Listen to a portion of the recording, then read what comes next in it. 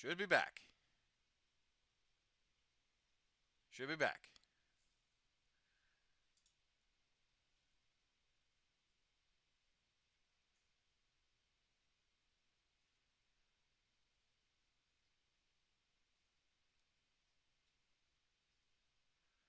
Oh, nope. Fuck.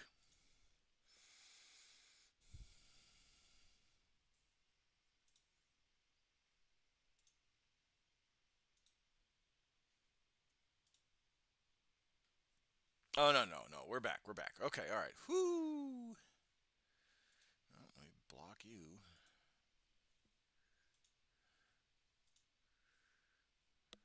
Okay.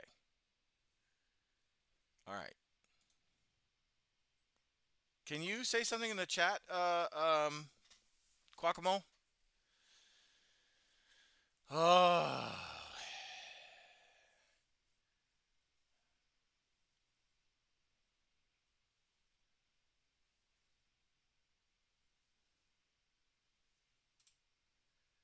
I really like this to work this out so that way I can keep track of the chats.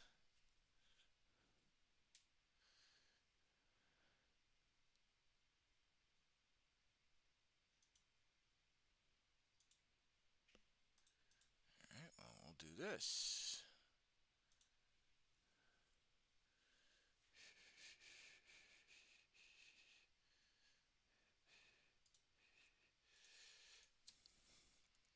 Test.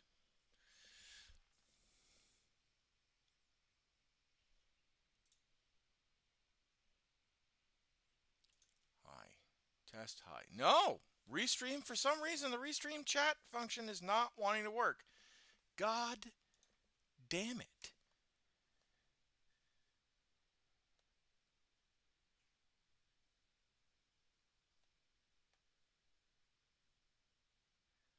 What the hell? Multi-chat.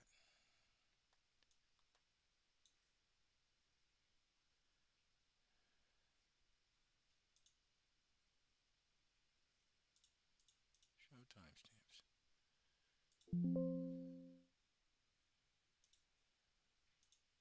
Filter. All right, let's do this one more time.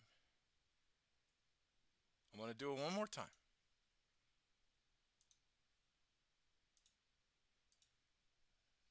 We're just going to test it one more time. Test. I love not being able to actually stream and have to like struggle to support.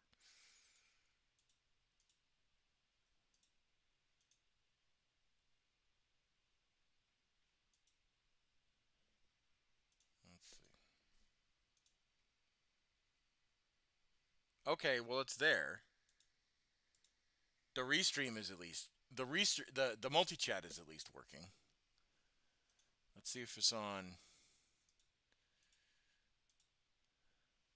Test test. Okay, all right. Okay. All right.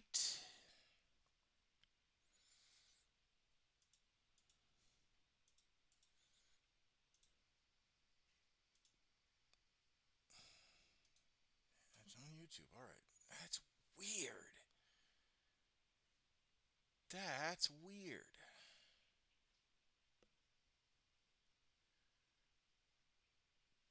Nothing, just chat. No, no, no, no, no, no, no. It's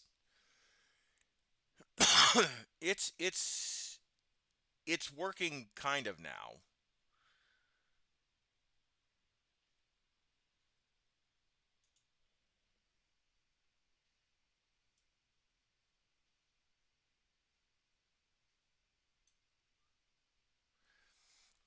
So okay, on OBS there's a window that says restream chat, and that normally tells me who's talking on what platform.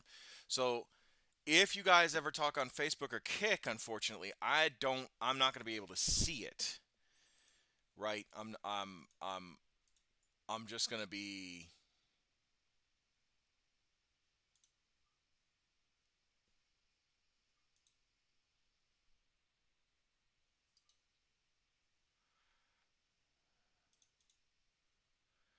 It's just going to be an issue.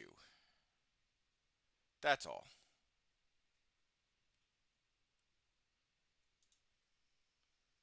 To activate chat, please enable channels here. Channels. Yeah. Pair channels. Yeah.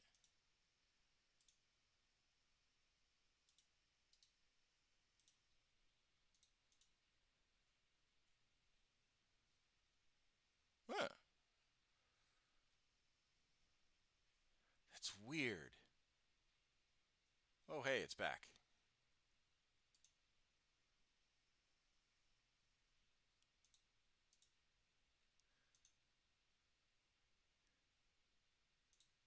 Yeah, it's just weird.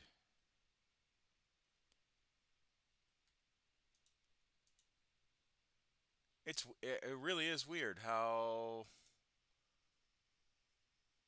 Oh, there it is. Okay, all right. Yeah, now Restream is saying now. Okay, oh hey, it's back. All right. What's wrong? No, no, no. I think we fixed it. I think we fixed it. Hopefully we fixed it. We're just gonna put this right there for right now. All right. Okay. Actually, we'll put it underneath. There we go. Okay. No, it looks like I'm gonna do one more test. I'm gonna do one more test just to see. That's fucking weird. Test.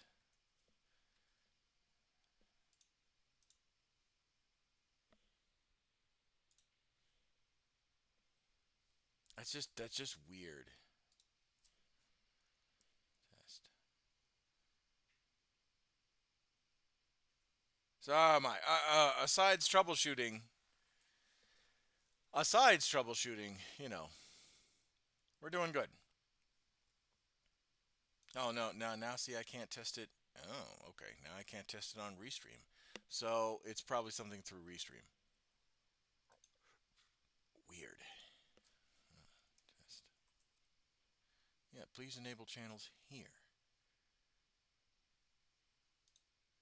Settings.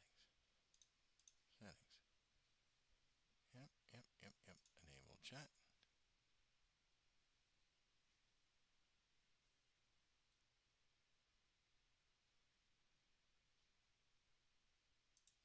All right. Well, we'll see. We'll see if it works. We'll see.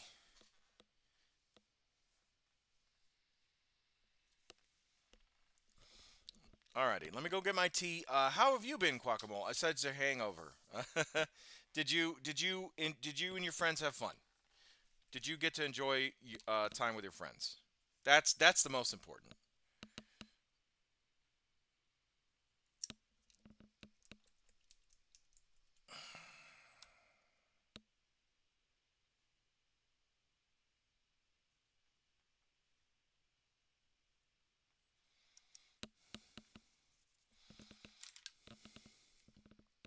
Oh yeah, definitely. I got a boost of motivation to play the bass. Oh, good. When did you start picking up bass guitar or do you have bass drums or something like that?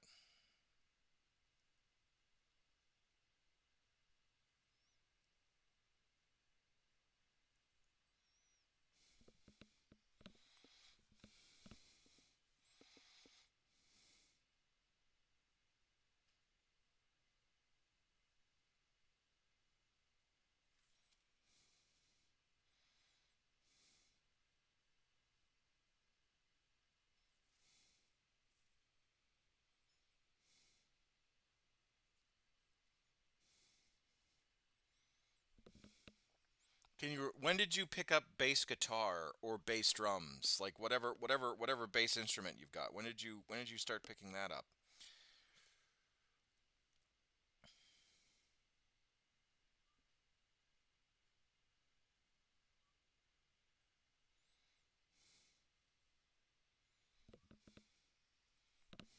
Yeah, bass guitar. When did you start like wanting to learn that?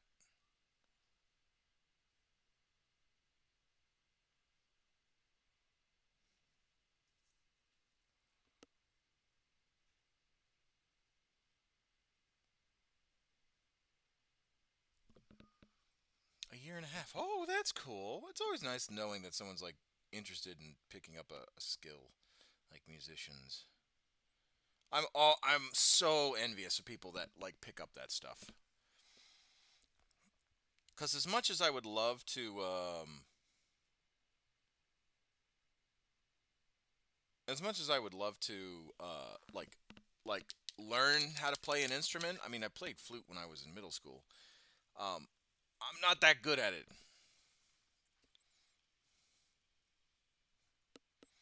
I'll just admit it right now. I'm not that good at it. Wish I was better. Not that good at it though. And I know it's like one of those things where it's like, oh, it takes a while and you'll build up your skills and everyone starts somewhere. 100% totally get that, all that stuff. I just, in my mind, I want to be good, without, like, I would love to be good without too much effort. Because there's a lot of things that I'm struggling at now, and I feel like adding something that that is already like a lot of effort to me is somewhat unmotivating. It really is. Um, but yeah. All right. I think I'm gonna start doing the ground. Base doesn't seem too hard to start. Okay. All right. Well, that's good.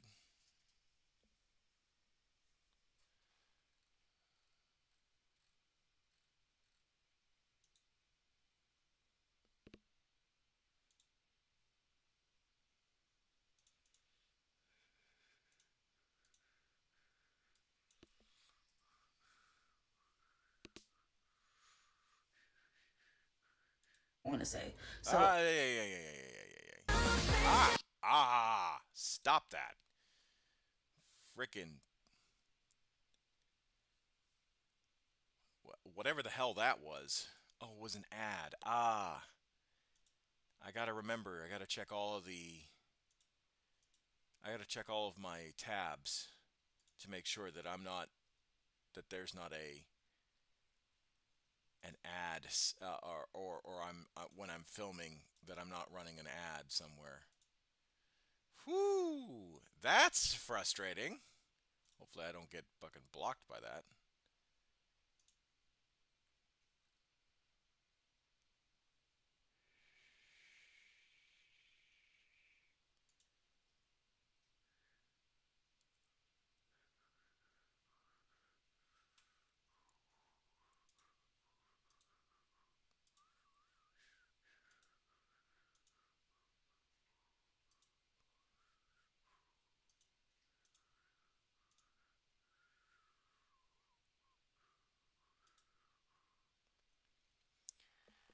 Alrighty, but yeah, we're gonna try and finish up. I'm gonna go get my team, and we're gonna try and finish up this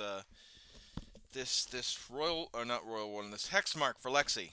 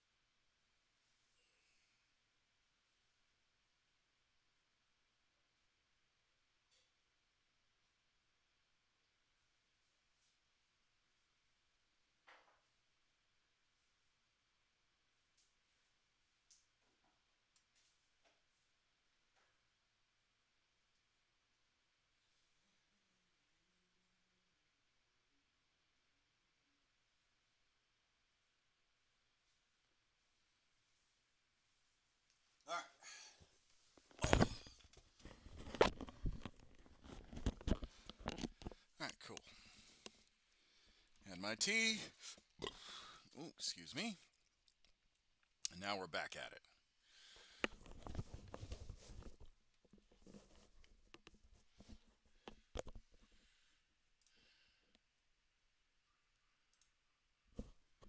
There's that. Good evening, Marius Gage. How are you? Sorry, I was having my tea. I just wanted to make tea. Currently working on a Ramones song. That's cool. That's cool.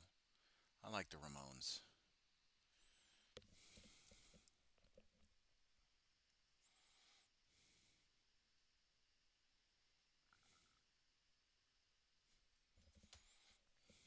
How are we today, Marius? Sorry, I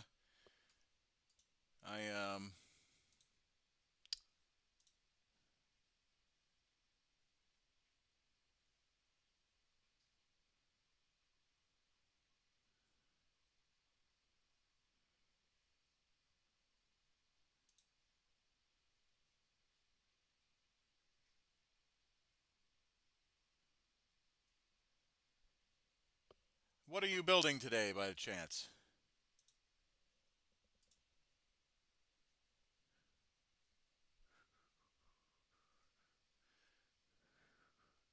Doing good. Glad to catch a live stream. Painting some Victrix. Ah, some Victrix. Currently working on Blitzkrieg Bop. Not a lot of notes to learn. It's the speed. The speed is the exercise. Ah,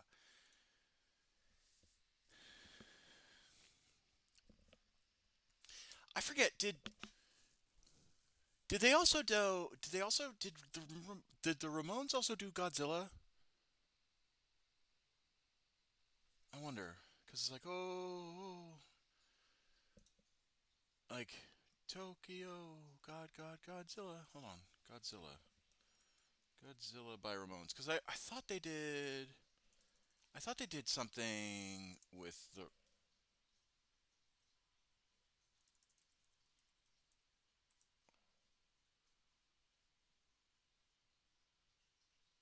Yes, the Ramones meets Godzilla. It's a fan made audio. Ah, okay. I was wondering. I was wondering.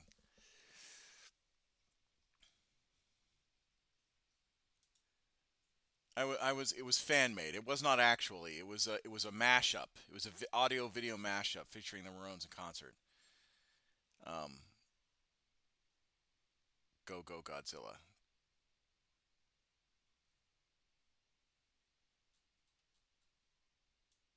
Who made it now? I'm curious. Hold on.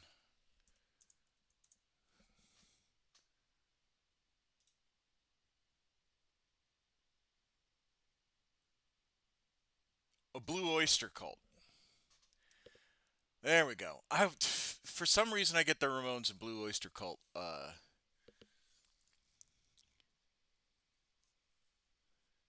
I'm also learning spell like Teen Spirit. Wasn't that Kensai that did or Kansa that did Godzilla? No, Blue Oyster Cult. That's the song I'm thinking of. Cuz Blitzkrieg Bop, right? If you listen to it and then also listen to Blue Oyster Cult's Go Go Godzilla, the some of the bass notes are similar. Well, that and Kansas are similar. Yeah. So it just like I remember someone mashing up the Ramones with Go Go Godzilla. I just couldn't remember exactly. Yeah. Whoo! Making me sweat here trying to figure out my oh, had it almost made me lose my music card.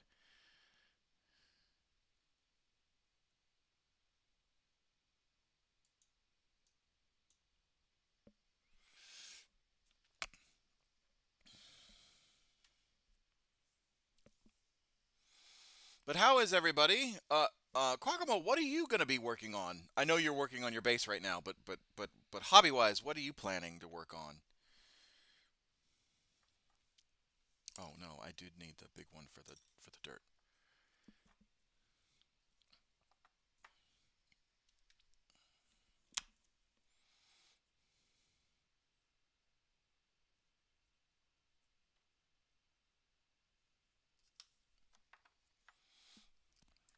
And Marius, your Victrix Guard, are they part of your? Are they just a showpiece, or are they going to be part of your battle army?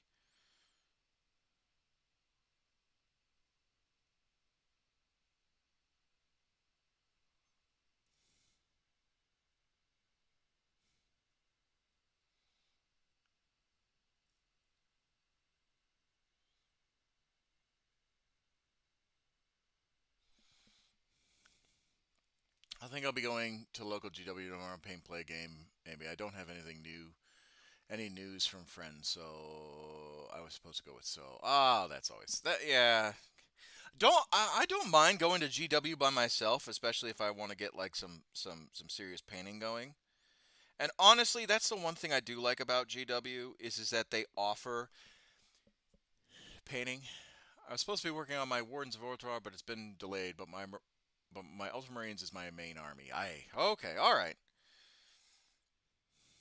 Do you have a secondary army, or are you just focusing on the blueberries? What am I working on? I'm working on supporter gifts. I'm working on a hex mark for Lexi, otherwise known as anonymously baked art, right? And then I'll be moving on to Isa, and moving on, making the High Daughter Gladiatrix, or sorry, the Daughters of Cain High Gladiatrix. And then, once I'm done, I'll be working on the Warriors of Chaos Chimera for Eliza. And then we have Quackmole and his Solitaire, Nork Deadog, and for Johnny Zed. And then we have Russ for the Commissar.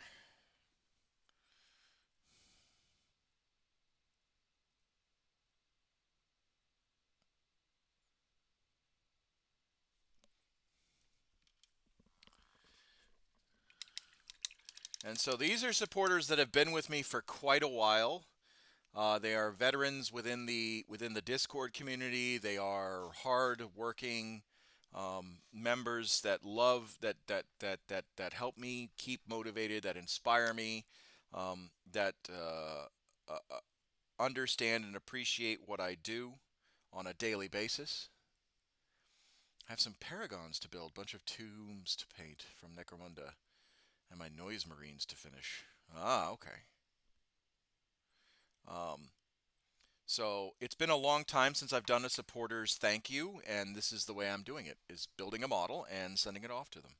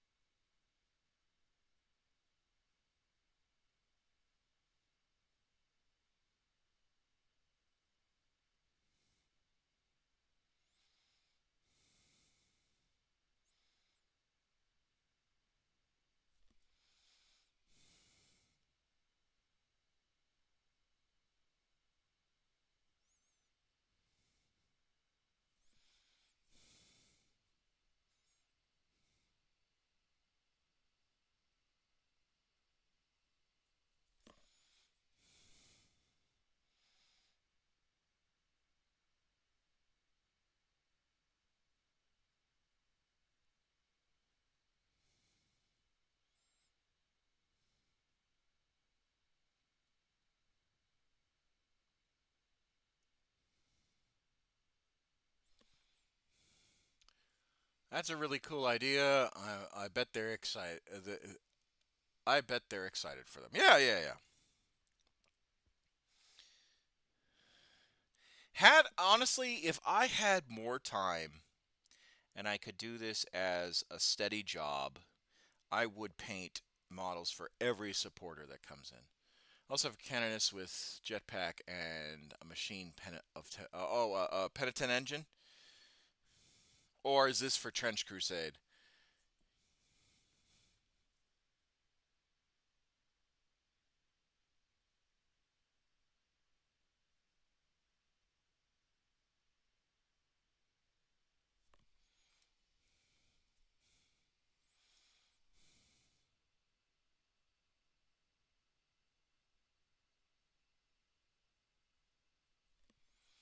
Penitent engine, yeah. Okay, all right, okay. There are some models in Trench Crusade that share very similar descriptions to the sisters and the Inquisition. So that's why I had to double check, because I think there's like a dreadnought thing called the Anchorite, and that's technically a name of a penitent engine build. And I think it's also a name of an actual word bearer's dreadnought that's a loyalist in one of the books. Uh, but yeah, so I had to double check. Speaking about Trench Crusade, ooh, they're getting dragged through the mud. Ooh, it's not looking good for them. They got they did it's been a rough couple of weeks for them. Um, there has been. Well, why is that? It is because one, when they started releasing plastics, um, they basically said that um, they're not going to be supporting the Kickstart backers, the Foundation backers, with STL files anymore. Which I understand. I understand that moving to plastics is probably the move for them, like business wise. But to do it in such a paradigm shift, um, quickly, and basically telling their backers, uh, go fuck yourself. Uh, not the pro move you think it is, not the flex you think it is, my boy. And then on top of that, apparently some of the models that the company that they outsourced to fulfill all the Kickstart backer requests, they have unfinished resin liquid inside some of the models. There's something called a resin void, and what a resin void is it's basically liquid resin that has not cured, that's under fantastic amount of pressure. And if a model suffers a catastrophic failure with a resin void in it, it basically becomes a mini fragmentation grenade. Oh, by the way, liquid resin is fucking toxic, which is why you need to cure it.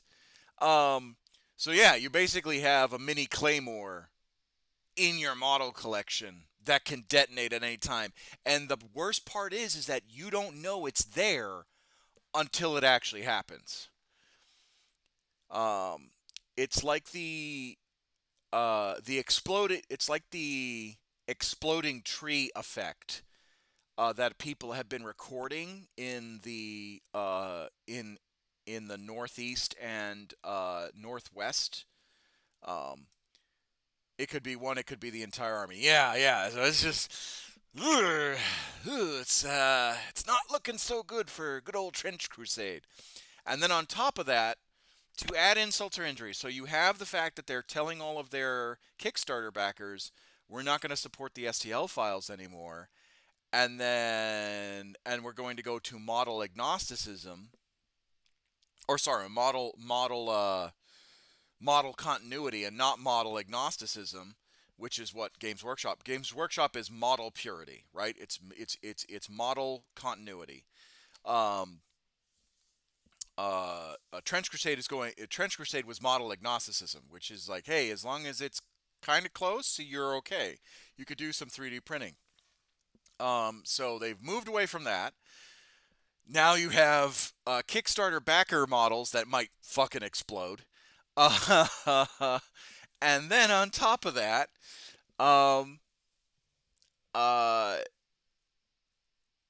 and then on top of that, some of their paper products, their books, are going to people damaged, ripped, or incomplete.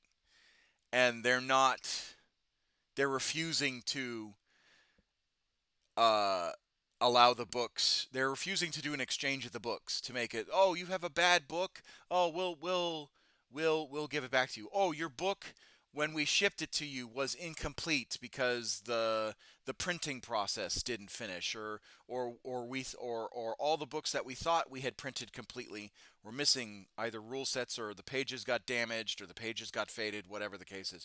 Well, we're not going to do that for you. So it's just, Trench Crusade is not looking so good right now. And I'm not saying this because I enjoy Games Workshop. I think my book is good. Yeah, no. I'm just saying there's been reports of books being damaged, pages not being completed, or pages being damaged to the point of unreadability at the time of printing. Uh, Covers being ripped, pages being ripped, all that stuff. Um, but again, I'm not reveling in this because I want Trench Crusade to fail. I am. I just saw it and I was just like, oh no, oh no.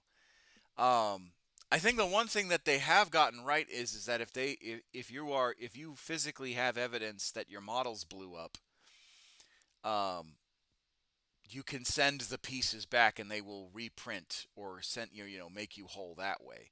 They are doing some stuff to correct the problem. It's not enough. So yeah, it's not a good look, Trench Crusade. And it sucks too because again, I really wanted Trench Crusade to become somewhat of a competitor for Games Workshop, because Games Workshop would then have to reconcile, like they couldn't do what they've been doing. They would have to figure out how to tighten their grip better. Because competition breeds quality.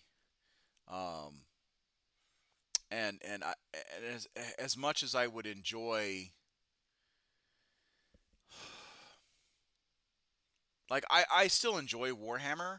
I still enjoy painting the models, building them, all that stuff, playing the game.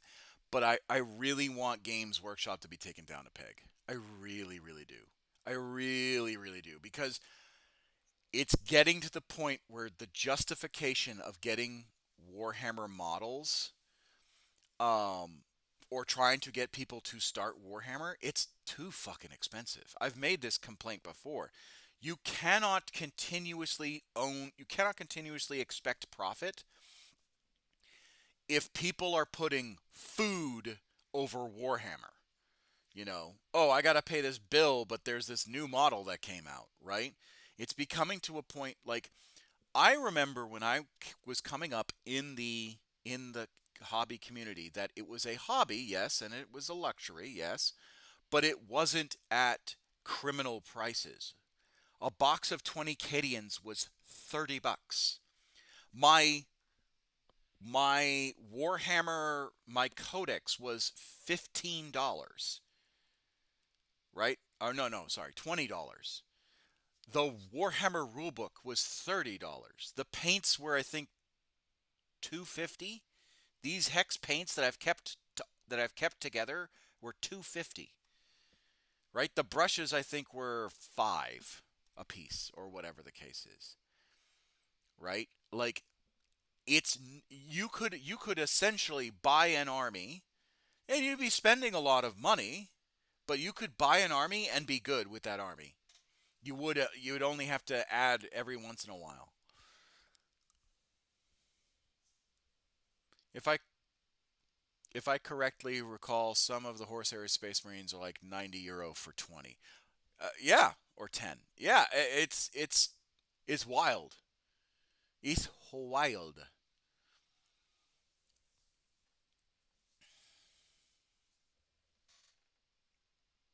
I think the inflation takes a part of it, but also, aren't there tariffs between the U.S. and UK? There are. Um, Stupid, moronic.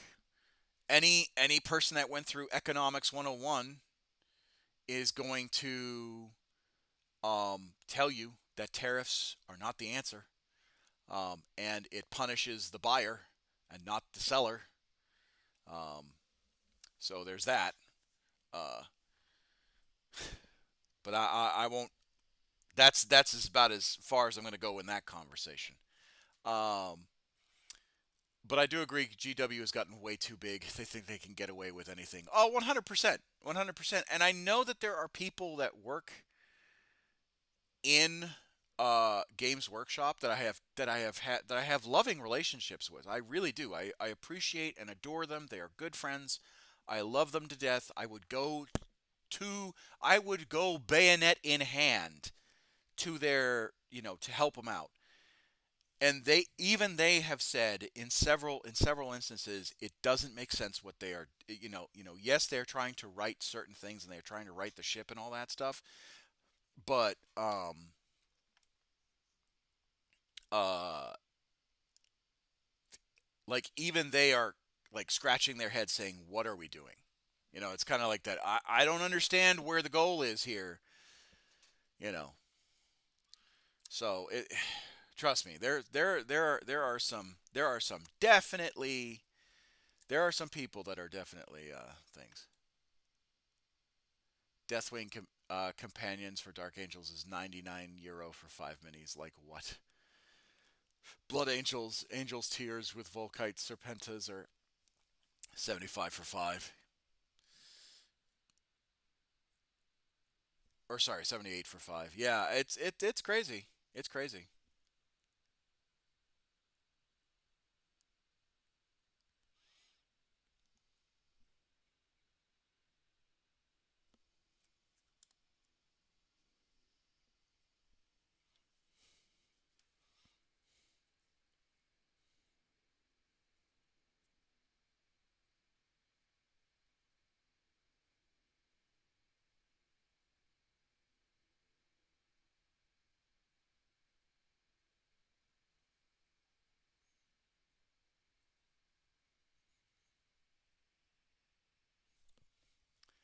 It's way too expensive.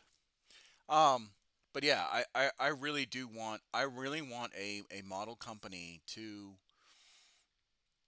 step in and chip away at GW. And I don't want GW to go belly under, right? I don't want GW to just be destroyed because I love Warhammer.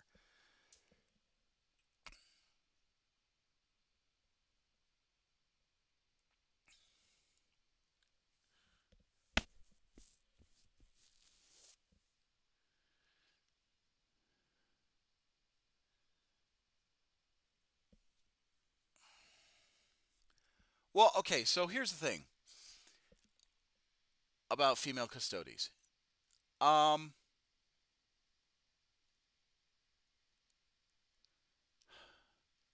it makes sense. It makes sense why they're there. They are bespoke warriors of the emperor, and they are handcrafted uh, by the emperor, and uh, that is why there is a difference between the female custodies and potentially female space marines.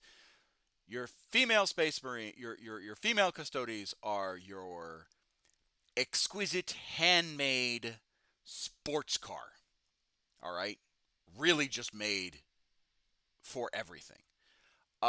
Your space marines, particularly the firstborn, are your Model T. Assembly line made, good fit for purpose. That's it. And then your guardsmen are your small razor scooter.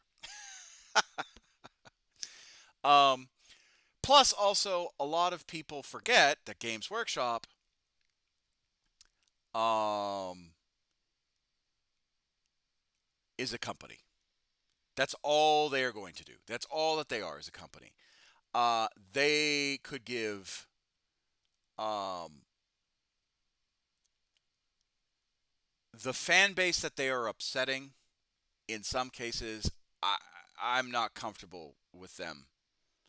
Right? There are certain people that are that and I'm not trying to gatekeep fandom, but they are simply there to um ruin it for everybody else, right? I am not a fan. I am all for inclusivity. I have fought for civil rights my entire time. Me being military, I am, you know, I fought for civil rights and civil liberties and inclusivity for quite a while. Um, so to me, um, lore wise, the problem with 40K is that if you are trying to be a lore purist, good fucking luck. You might as well just go to Star Wars or Lord of the Rings for that matter. Go to Lord of the Rings, right? Where there's I get it. That's my point really. When a company can just toss up straight up customers. When a company can just straight toss customers into the bin kind of shows that maybe they need more competition. Um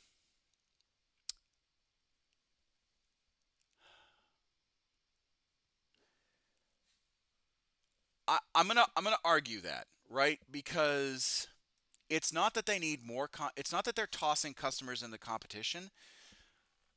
I think you're conflating two separate things. You're conflating what Games Workshop does as the company pricing wise versus what Games Workshop the company does lore wise. But I think that there's a kernel of truth in what you're saying. But I think, in my mind, I think you need to just kind of shift it. Um, uh, in that in that in that section. Hold on, Quacamo. Hold on. Let me just talk this through, right? And Marius, follow me on this. The people that are mad about the custodies are not the same people that are mad about pricing. Okay? They are mad because they wish a company's lore of a game to fit their tastes and their narrative, even though they themselves may or may not be 100% honest actors. And even if they were honest actors, they themselves refuse. Uh, Hold on, Quacamo. Hold on, Quacamo. You're right. The custodies are probably the wrong example for me to use. Oh no, no, 100%, 100%. Look. I want to. This is a good conversation to have. I just want you to understand kind of where my mind is versus the people that are bitching and complaining about it, and I want you to kind of see the perspective that you have. And I appreciate that you're like, hey, it's custodies is probably the wrong example for me to use. 100%, 100%. I and I appreciate you, but I think we can take it one step further, right? Right. So let's take this one step further. The um the the issue, right, that I have is that the people that are bringing up the lore, right? I'm not even talking custodies, right? The lore, right? The holy lore. You had Games Workshop is a company that is designed to sell models, right? That is their business line, right? It's not Black Library, it's not Warhammer TV, it's not subscriptions to Hatchet, it's not um it's not the video games. When you boil down to Citadel miniatures, it is the models and the paint that they make, right? That is their primary source of income. Okay. The story that has been developed has rapidly changed from the early 80s, where it was a D&D facsimile versus what the story, what people are now used to, right? Because Warhammer 40K was supposed to be a D&D style tabletop game, okay? It was really only in early the late 80s to early 90s where they were like, we want to turn this from a skirmish game similar like Trench Crusade into a battle line game where you have soldiers. And then really the lore uh renaissance. Where is it? You know what's triggering me? The fact that your headset cable is tangled together. Ooh. Oh, I'm sorry. Okay. My bad. Let me let me just fix that. Thank you. Thank you, Guacamole. Um where the lore really modified itself to to and it changed, right? And they talk about the Horus Heresy, and they talk about the Star Child, and they talk about the Sensei, and they talk about the Illuminati, and they talk about all these plot points that that simultaneously they have both forgotten and used in various disparate points. Uh, and the I think the issue with people when they argue about the lore, the holy lore as it is, um, they forget that Games Workshop has done retcons all throughout. And what people need to, and I think that lore argument distracts from the fact that Games Workshop needs to stop increasing the fucking prices. They need to get their house in order. Um, they need to get their house in order, finish that factory in Nottingham, stop pushing outwards to all these other projects. I love the fact that Warhammer TV exists. I love the fact that all these games about Warhammer exist. I love Space Marine 2. I love Space Marine 3. I love the Dawn of War series. But what blows my goddamn mind is that they are burning a lot of resources and energy into something that's just advertisement for the tabletop war game. And that's what irritates me. And the arguments of, oh, they're going woke, or oh, they're retconning the lore, and oh, they're um they're only doing performative stuff, right? Is so frustrating, and it takes away one. It's mostly bad faith arguments, in my opinion. The people that bring up female custodies, um, or female space marines, or that GW's gone woke, yada yada yada. Those people, I pay no mind to them because what in that's the problem with publicly owned company. The graph needs to go up each year. Oh no, no, what we can definitely talk about that. We can definitely talk about how a publicly traded company is so fixated on, ooh, stonks, you know that they are harming their customer base, right? Um, uh, to me, it's one of those things where eh, uh, they I don't mind if Games Workshop is a publicly traded company. What I mind is that these morons think that it's okay to basically continuously grow every year and have record-breaking profits every year, and then turn around and be like, "What? You can't buy the new Space Marine? You can't buy the new Necron?" It's like, no, motherfucker, it's $100. Oh, you can't buy the new book or you can't buy this new rule set?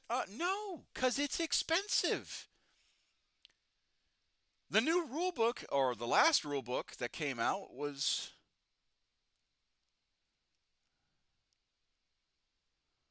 Quackamo, let's not do that. Let's not be provocative. I know you particularly enjoy gender bending characters, which is perfectly fine. That's what you can do. Um, but we're trying to talk how to fix Warhammer economically, right? Um, but again, like there are some, like I will say, there are some awesome gender bent artwork of the goddess empress. Like that is amazing. But to piggyback off of the idea, uh, if I were Jimmy Warhammer, James and his workshop, if I was to do if I was to continue to raise prices, if I had to raise prices, I would implement a sale. I would implement a sale once a quarter or whatever. Like if we're phasing out old models, right? Because they should have done that. Um, they should have done that with the firstborn. Remember how all the firstborn models were phasing out and going into legends? They should have had a sale. They should have been like, come get your firstborn. Or come get your Primaris. Do it that way. They should have had a sale. You want to phase out some older models and shitty ass sculpts? Great. Do a sale. Make them still legal. Do a sale. The amount of money that they would make off of that. Because the models have paid for themselves. Those sculpts have paid for themselves for quite a long time.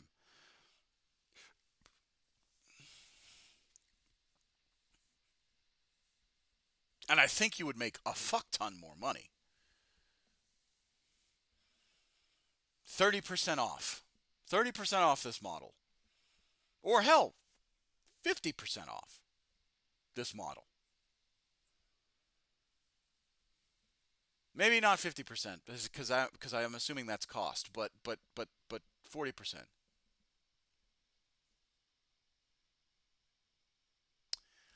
If I could, I'd play devil's advocate. Warhammer doesn't need to be expensive. There are 20% shops, very cheap games like Spearhead, Combat Patrol that are really great value. But even those great value boxes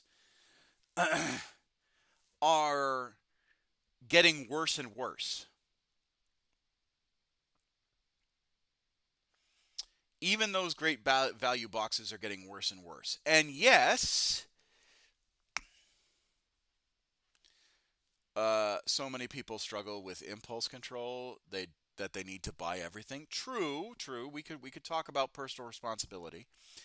Um, but my argument and counter argument to you being devil's advocate, Warhammer, Combat Patrol, and Spearhead is all well and good, but Warhammer is a battle line game. If Warhammer was still a skirmish game, then I'd be all for it. But because Warhammer is a battle line game and the community operates between the 1,000 to 2,000 point range, right? That's the problem. If it was just combat patrols, if it was just combat patrol and just spearhead, I would 100% agree with you.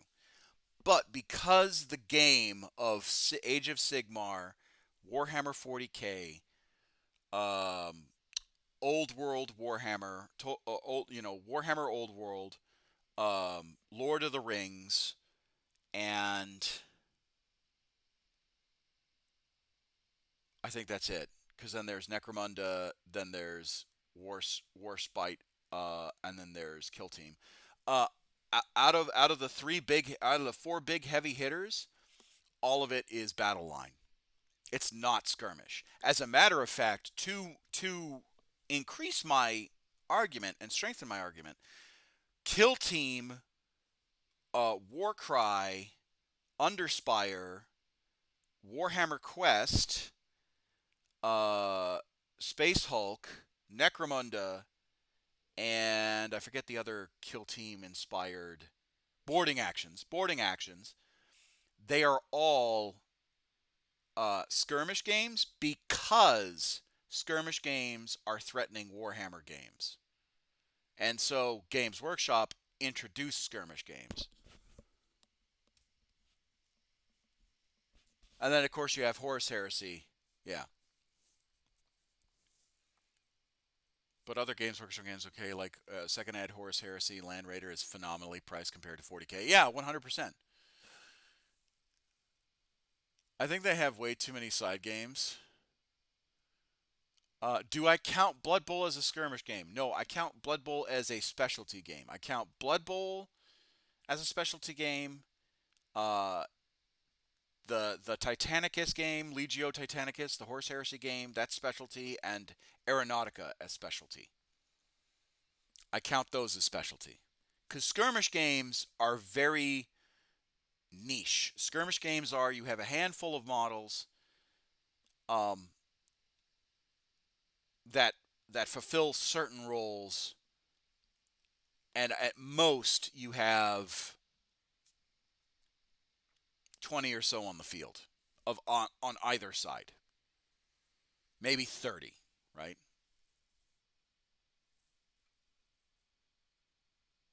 My biggest gripe with the modern Games Workshop is Legends. Legending models are so anti-customer.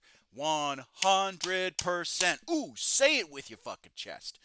The reason why I got out of Magic the Gathering back in the early 2000s and went to Warhammer, one, my friend introduced it to me, so there's that. But then two, the biggest selling point was in Magic the Gathering, they introduced, hey, if you played, if you have cards from like 8th edition from from the start of Magic to 8th edition, those cards are no longer able to be played. You couldn't play Mercadian Mask, you couldn't play Ice Age, you couldn't play Mercenaries, you couldn't play 7th edition, you couldn't play 6th edition, 4th edition, 3rd edition, like none of that stuff. You couldn't play any of that in tournaments, or and then tournaments were like, well, you could play like 5 editions back or 2 editions back, right? They made some of that. Even Commander is like, you can't play more than I think it's like 5 editions now. But when I went to Games Workshop, they were like, yeah, if you have a model that's a 1980s Games Workshop product, that's an orc with a gun, or that is called a Killacan, or an orc dreadnought, or a space marine dreadnought, whatever the case is, and you had the only thing you had to do was base size, it was still considered. There is a paper orc dreadnought in one of my old battle reports that was made for, I want to say it's either Gorka Morka or something. It's just a paper cardboard cutout, and it's on a base. It is still a legal Games Workshop model, or it was up until just recently. A friend of mine painted over 300 pounds of Horus Heresy Blood Angels models right before the first Legends group. He nearly quit over it. Yeah, 100%. 100. They removed 2 races from Age of Sigmar. Yep, they sure did. They sure fucking did. And that's why I loved the Paper Dread was 2nd edition starter set. Okay, all right, sorry. Thank you for correcting me. But still, that's what I'm getting at, right? Like, it was when I was playing it back in when my buddy brought it to the battle report back in 2000, I want to say 17, 18, that was still legal. Now it's not. And that's why I'm so against Legends. I hate Legends. Legends is anti-consumer because it's like, well, why did I support you if you're going to make? And I understand that there's like, oh, there's got to be balancing and all that stuff, and the rule books are going to be massive with all these models that they made. Fine, fine. Just have a rule book. Just have part of the rule sheet cover all the models that are legends and say they must count as this. That way you can still play them, right? They're still going to be balanced. They're just not going to perform the same way, right? Or they must be on this size base in order for you to use them. And if they are, then great. Something to that extent. Something to that extent. But yeah, oh, yeah, I hate it when Games Workshop Legends stuff. I hate it. It's so anti-consumer. They need to get rid of that. They need to get rid of that. I understand they want to sell more models, and I understand they want to keep. I understand they want to balance everything competitively. But if you want everything perfectly balanced and every model has a counter to it, play chess. The whole reason for 40K is the asymmetry. If you want a perfectly balanced war game, play chess or play Risk. There you go. Play chess or play Risk. Warhammer 40K is designed for asymmetry combat. Good day to you all. Oh, thank you. Thank you, Russ. Sorry, I was in a bit of a rant. I got into a rant. I really want 3 Predators for my army, but I'm too nervous with 11th. It's like 100 and it's not worth the risk. Well, that's perfectly fine. That's perfectly fine. It wait. I always say this: do not make any major purchases of Warhammer 40K models until. Don't let me disturb you. Please go ahead. Okay. Do not purchase any Warhammer 40K models until the edition drops. That's my take on it. For me, it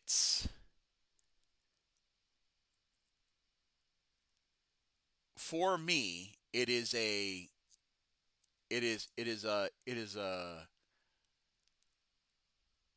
it's more of a it's trying to be a safe bet, right? You want to buy frontline infantry, or you figure you have a gap somewhere in your armor, or sorry, in your army. Just wait for the edition to come out, and then wait for the rulebook to come out. Risk management. Oh yeah, 100% it's risk management. 100% it's risk management.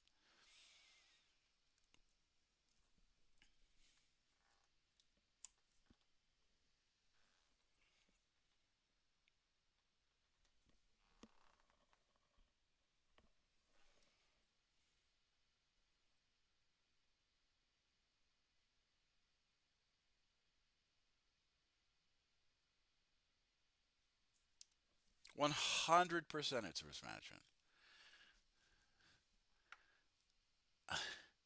It's just like therapy here. I just bought a brand new Grey Knights with their army I built,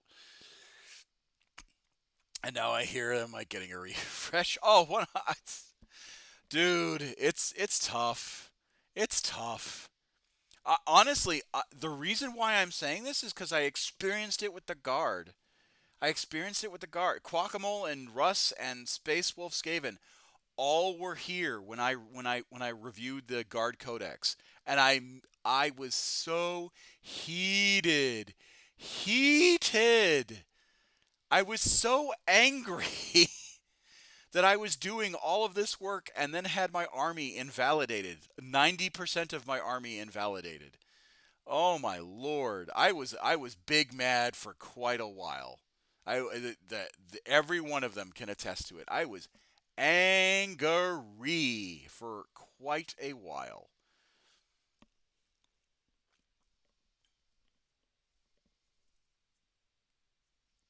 I had the big feels. I had the big emotions. He was.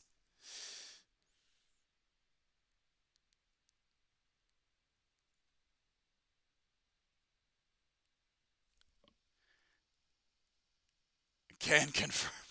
Attestation complete.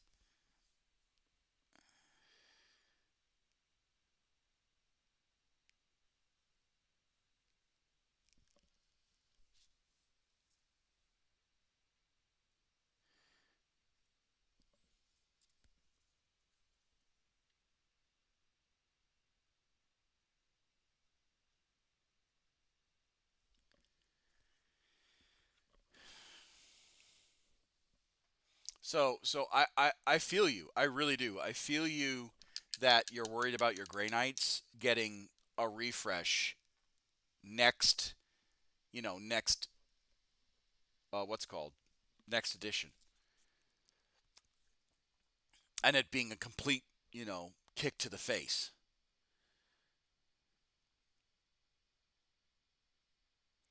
So it's definitely, I definitely share your concern there, Marnius. But that's where I come in and I say, learn from my mistake and just wait. Don't buy anything.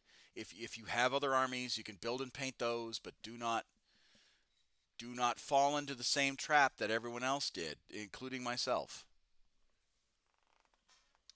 I'm gonna turn on the big light up there and see if that gives you guys any.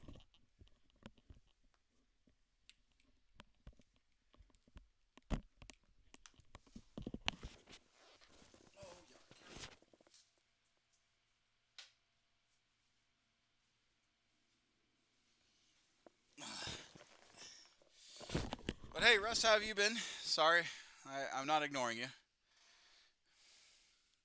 How have you been getting on?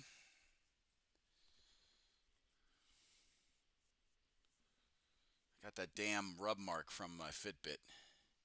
I haven't played 2K game with them just yet. Just boarding actions, one and a 1K. That's fine, dude.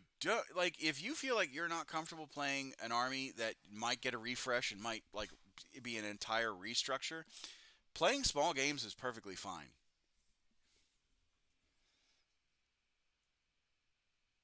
Like yeah, set piece battles are great, but you don't have to.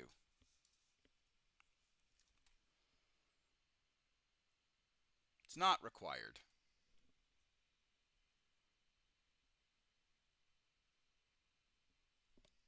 By the way, how have you been, Space Wolf Skaven 2? Sorry, I wasn't ignoring you.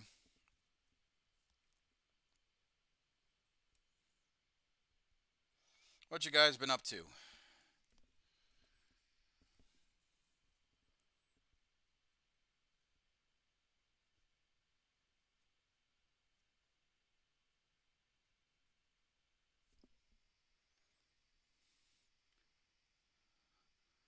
I'm gonna be in and out while you hobby. Okay, all right, that's perfectly fine. Oh, I made a mistake. We don't make mistakes. We make happy accidents. Crap.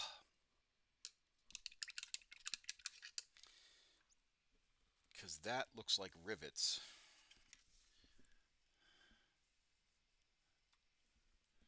I'm pretty sure. You guys see what I'm seeing? That looks like a rivet. And if that's a rivet, then that means that's got to be metal. Which means I got to paint that metal. Son of a gun. Okay. All right, that's okay. I can still keep the brown for the masonry, though.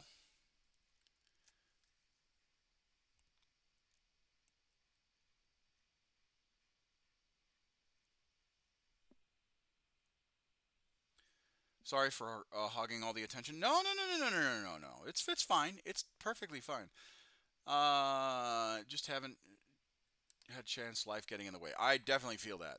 I've been actually, for those of you not, for those of you that may or may not be noted or tracking, I've been working out quite frequently on the Discord and or not on the Discord, but posting my stuff on the Discord and on my Instagram and I feel like I'm making progress. I certainly have slimmed down a little. I've lost about 6 pounds. I have one issue with 40K at the moment. Everyone who's remotely competitive is choosing armies that have many re-rolls to hit, wound, damage, etc. It's sad to play a game when we can't accept the majority of fails, the first failed rolls made. Yeah, a lot of people have been making that same kind of assessment. It's like um, part of me really wants there to be like, hey, you either make the rolls or you don't. Like I get why the certain rules are there. Um, I get why certain rules are there because no one wants to lose every game. Uh, and there is certainly a level of frustration when you're on a losing streak. There really is. I have been on the receiving end of a losing streak for quite some time, where my guards just couldn't get a win. Um, but at the same time, I understand why those rules are there because you want to be able to increase the chances of you winning, right? I think that's the only reason why those rules exist, right? Which means only those models get played with. Oh yeah, 100%. The crux. I want to have a large collection and want to vary it, but I can't. Yeah, because then you lose, right? If you have models that do not have certain auras that um if you have models that have certain auras that make it so you re-roll to hit or re-roll to wound or re-roll to um uh re-roll like charges and all that stuff, right? Whatever the aura is that buffs up your army, you'd be a fool not to take it. Um so hey Johnny. Um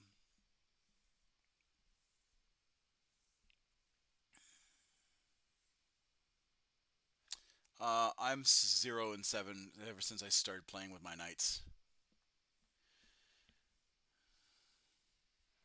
So yeah. Oh, by the way, good job getting to the gym, Marnius.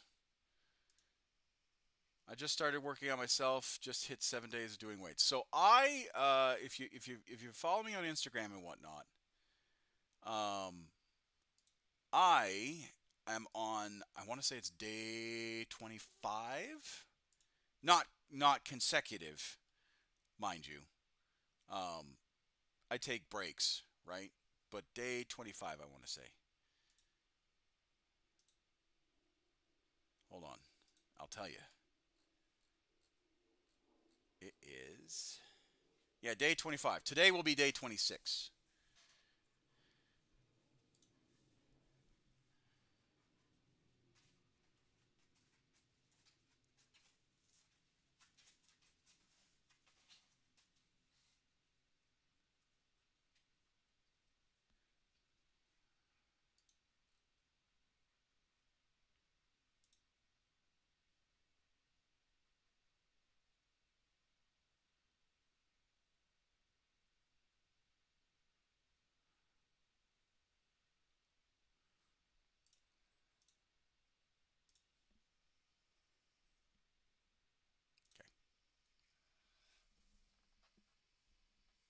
Okay. The whole gang's here, almost. I think. Yeah, almost. Nah, I just suck.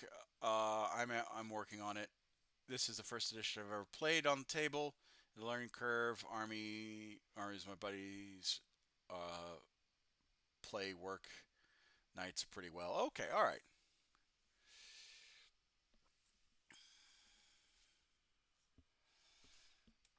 Yeah, no, the gang's almost all here. We have a few. But yeah, if kind of get back to where I was getting at before I went on my other diatribe. Or not diatribe, but whatnot. Games Workshop needs to. I really was hoping that Trench Crusade was going to be was not going to have any major controversies and be kind of like the foil to Games Workshop, and Games Workshop was going to pull their heads out of their ass and realize that oh maybe we can't squeeze everybody for a bazillion dollars.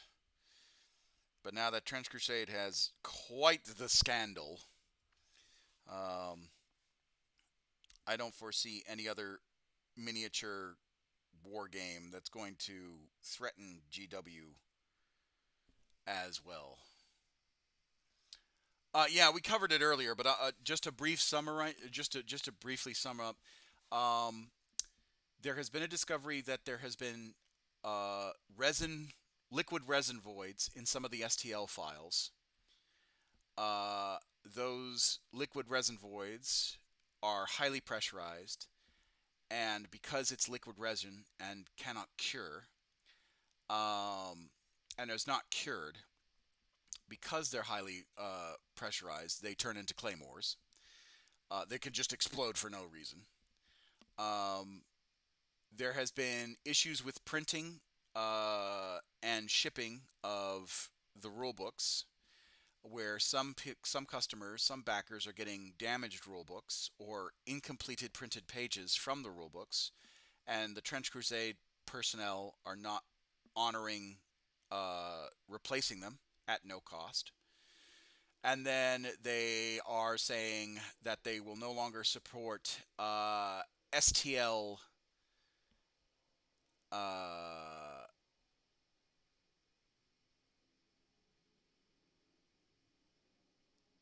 STL with what's it called? Um, they're no longer supporting STL backers and whatnot in their trench. What's not? Sorry, for their models. They're going to go to hard plastics, which is again, it's fine that they're going to hard plastics. Scandal. Oh, did I say sandal? Oh, my bad. I meant to say scandal. I probably said sandal. Well, shit. I I'll do better next time.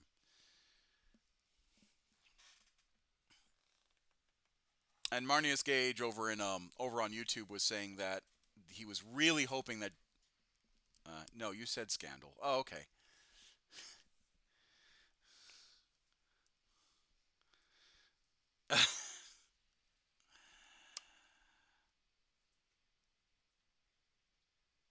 My brain is just finding this joke funny. Okay, all right. No, no, no. I'm glad. Well, I honestly couldn't see how they could have sustained themselves with an at print home business model. I guess this was unexpected. Well, the problem is that when they outsourced the Kickstarter stuff, right? Um, it's both the STL files and the models is fun. Got to get my ready for dead. Got to get my daughter Hula ready for bed. Thanks for the stream today. We'll catch up on the VOD. Well, and by the way, Marnius, I love the fact that we had a very difficult conversation. I appreciate that you and I were kind of able to work through. I believe something that a lot of people are um, using as fodder in order to push what they believe to be purity within the lore. And I appreciate that that you and I are able to have that conversation and meet at a middle ground, and recognize kind of the points, the valid points. It was very, very, very Socratic, for lack of a better word, in the method that you and I were able to talk. And I do appreciate that, and thank you for joining me for this live stream. I'm going to get back to finishing this hex mark, and I hope you and your family have a lovely evening, and I hope you get some good rest, and thank you very much for joining.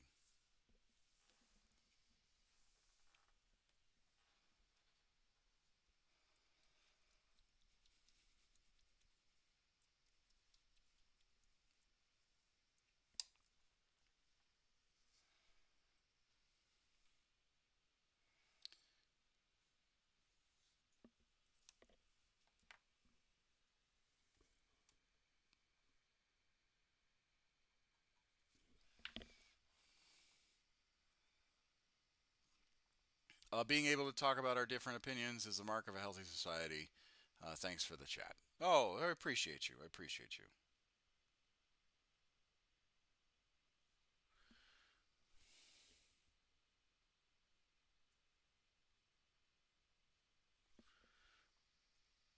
As long as, and this is what I'm going to say, I understand that currently there are a lot of bad faith arguments, a lot of arguments that are made in bad faith. But if but we got to recognize when they are bad faith arguments, and then we control the shit out of them. Um, but if the argument is taken in good faith, right?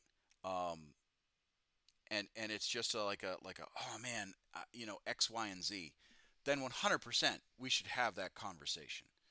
Uh, I am a firm believer in don't waste your time in bad faith arguments. But if it's a genuine like, gee, I wonder why this is happening, or I've got this issue and I want someone to give me a perspective on it, I am all for it.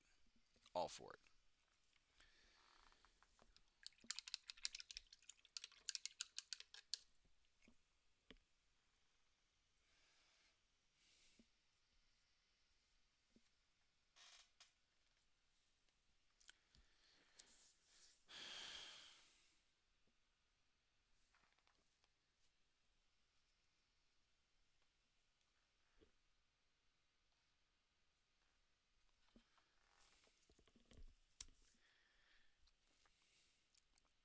God, we are almost done with this hex mark.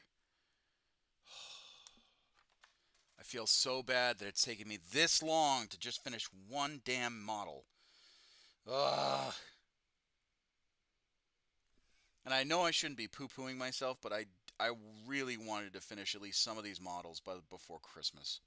Good Lord.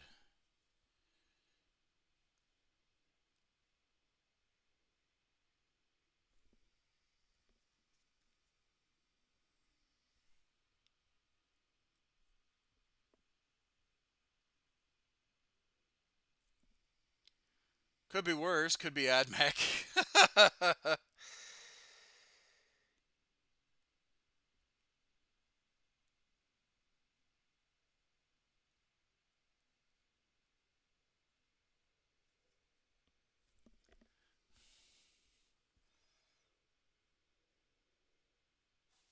AdMech or Mechanicum? But as far as Necrons go, Gloctopus is one of the more complex models. It's not that I'm not enjoying putting this together. I actually, or in painting it, I actually am. I find this challenging, but in a good way. It's like forcing me to experiment with kind of like my ideas and my creativity. But there's definitely a learning curve.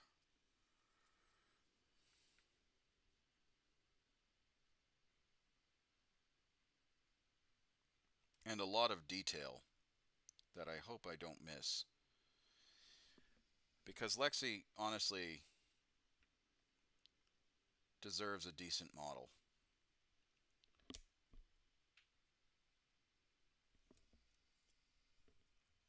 And if I can make my supporters happy, truly happy, and give a gift, right? The joy is in the making and the giving.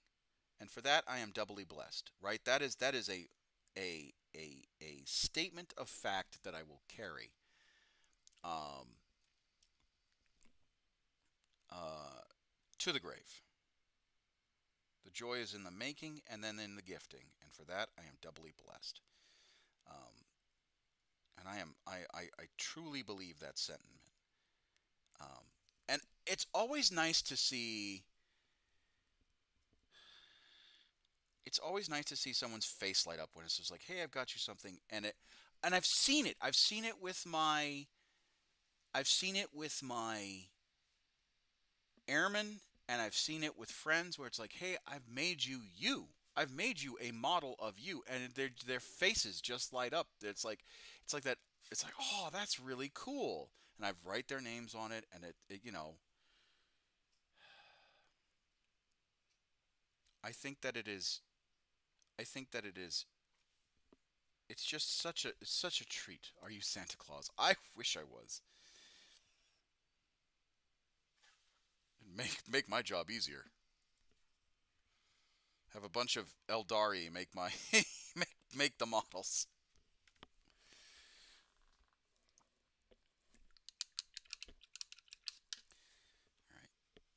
We're going to do a gold for this, for the window.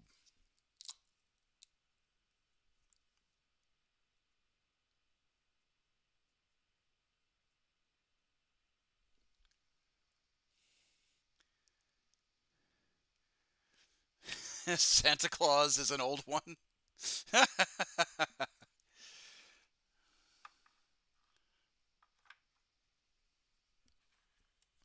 Santa Claus wishes he was the commissar. Freely generous without being sold is sold to corporate marketing. Ah.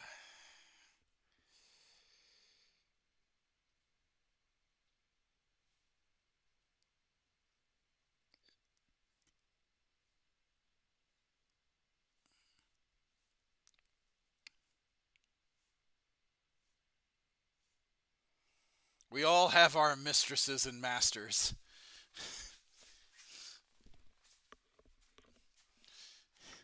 Mine happens to be the military industrial complex.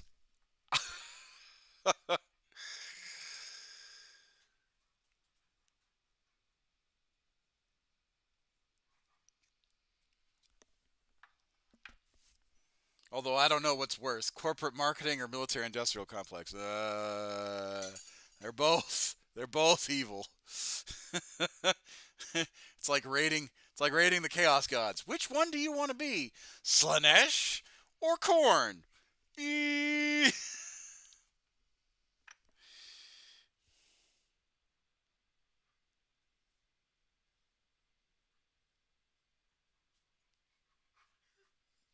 Oh, Bubba's. They're kind of similar too.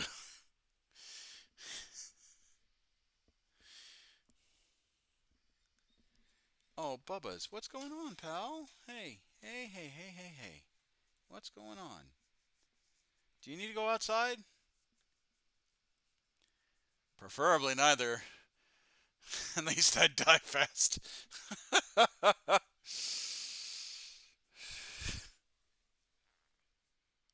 Hold on, Yarrick. We're gonna do some pupper cam, but I think Yarrick needs to go out. So, oh, Bubba's. Oh, pupper cam, pupper cam.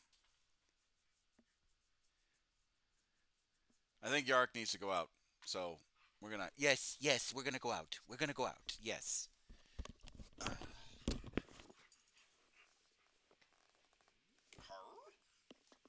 you yawn. You yawn. Come on, let's go. Come on, let's go. Let's go. Come on. Come on, Bubba's.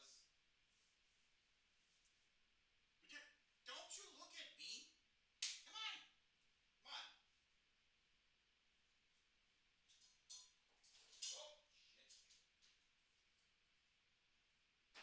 Oh, shit. Well, come on, Eric. Come on. Come on. No.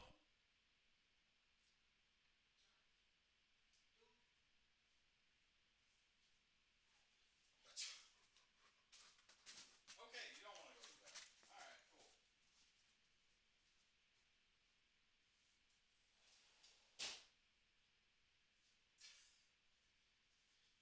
Why were you whining then?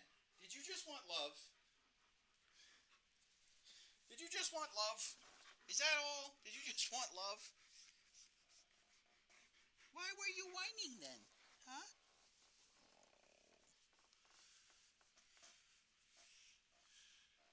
He just wants scritches, folks. That's all he wants.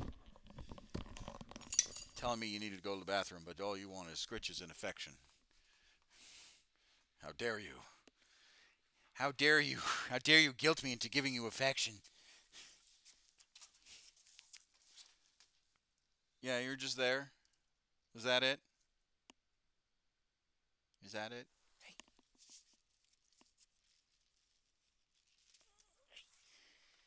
No? Okay. Here. There's that one. Okay. He just wants affection. That's all he wants. Alrighty.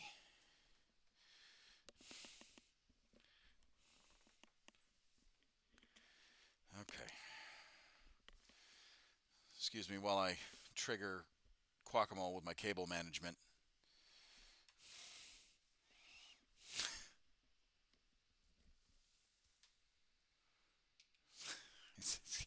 Gave him anxiety earlier. Called me out on stream. He's like, "Hey, hey, hey."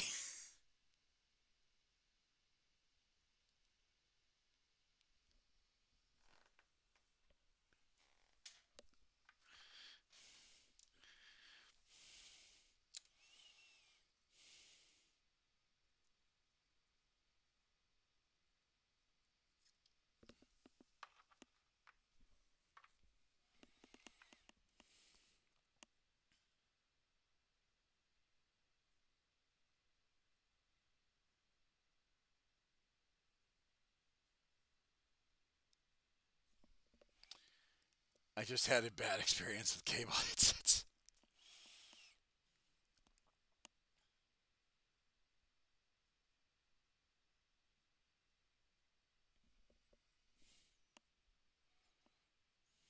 I am super analog, guys. Like I think Johnny understands. There's just something about a wired headset that makes me feel like I'm actually I don't get the Bluetooth stuff. I don't understand like the lightning cord like high fidelity nonsense that a lot of these headsets are now like to me if I can plug it into a jack, I'm happy. Like I'm not I'm a bit of a technological luddite.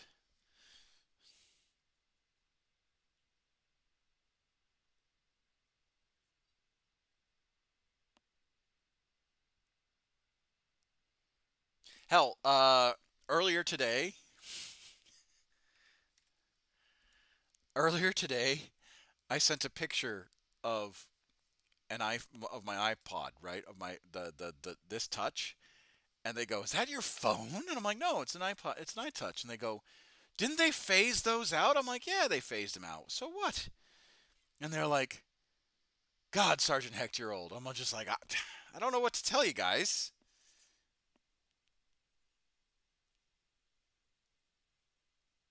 They go, "Why don't you just have music on your phone?" It's like, because I don't want music on my phone. My phone is my phone. If I want music on my phone, I put it on my phone.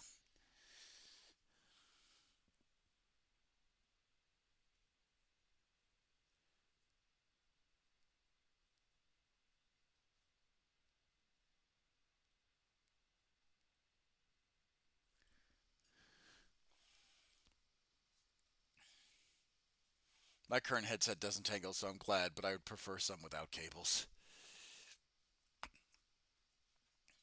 Wired headsets don't charge or lose connection. Yeah, that's another thing. Oh my god. If I was in the middle of a workout and the music just straight up died, I'd be angry. I'd be angry the entire workout. Or in the middle of, or heaven forbid, in the middle of a run. When I'm like in my Zen mode. Oh my god, I would just fucking lose it. I would go ballistic. Especially if it's like a good song and I'm in the groove and I'm just jamming while I'm running. Oh my God in heaven. You would see me lose my goddamn mind.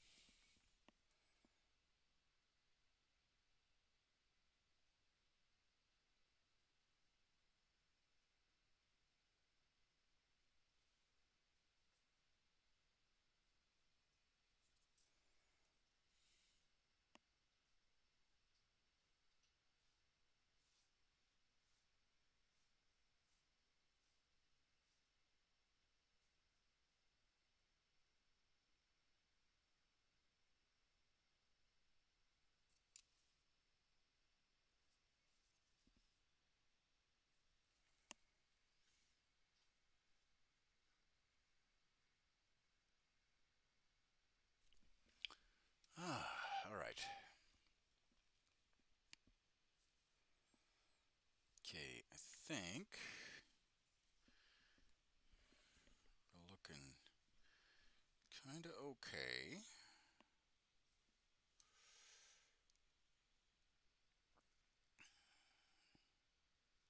Just need to do these little scarabs, the skull, and then the face, and then the guns.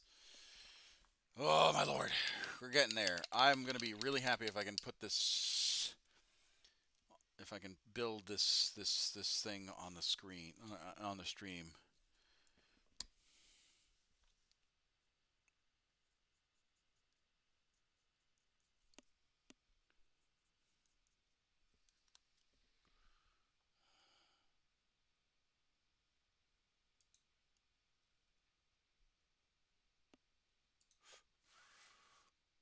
Anyways, I'm going to snooze. Well, thank you, Guacamole. I'm glad that you're able to rest, or please rest, and I will talk to you later.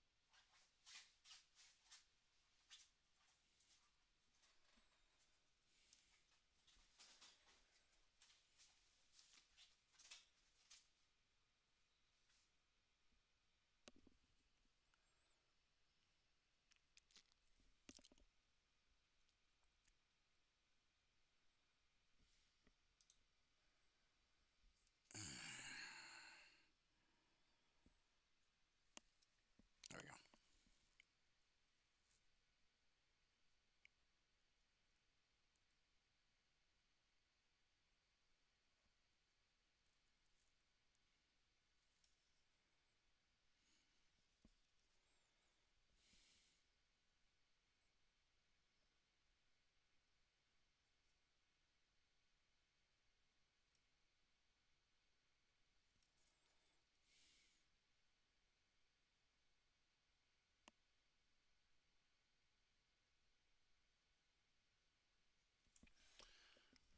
go. Okay.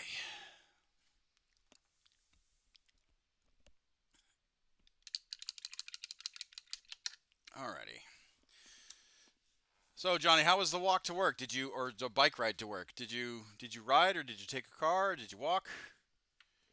I know that you're within biking distance because of your because sometimes you show your biking progress.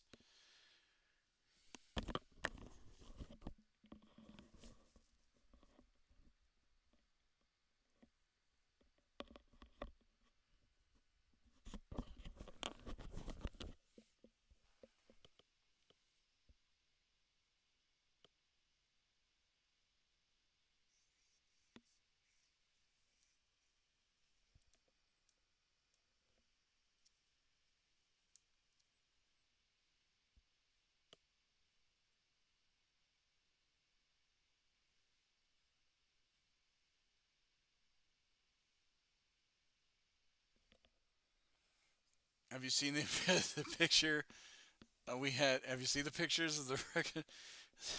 No, no, no. I know. I didn't know if you had taken a car or if you had walked because you said the sidewalks were clear.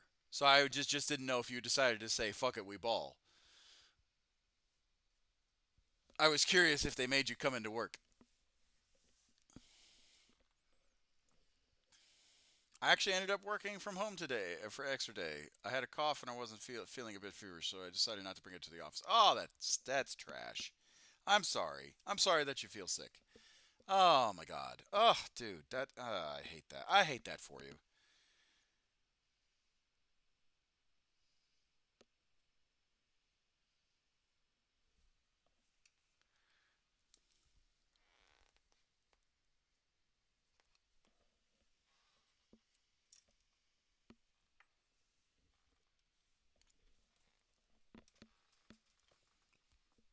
I'm glad that your work let you at least go home and get better.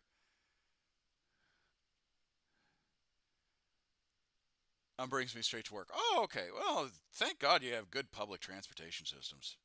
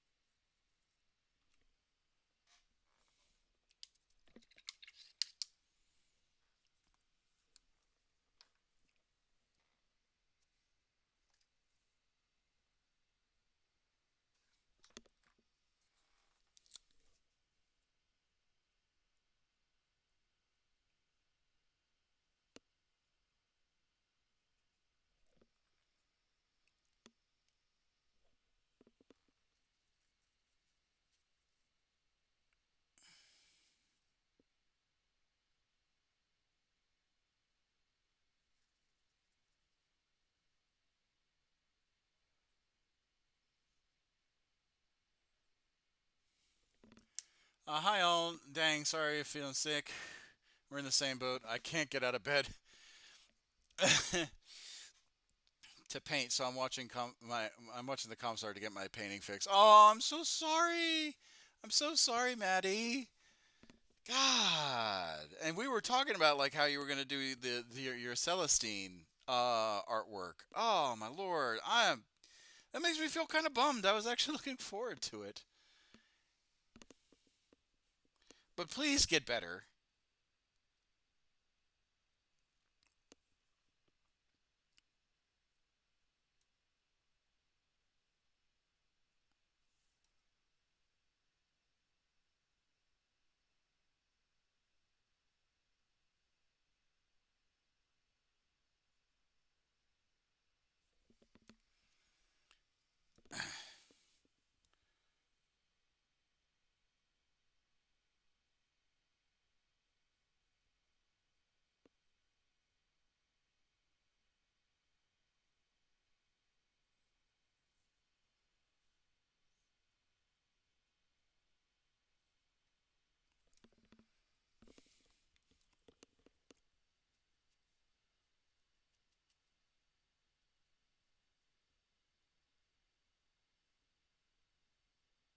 You know, this is the first time I actually now that I'm painting this hex mark, this is the first time I've actually mixed colors. Like blended colors to make a different hue. So I am actually enjoying the challenge that this is giving me.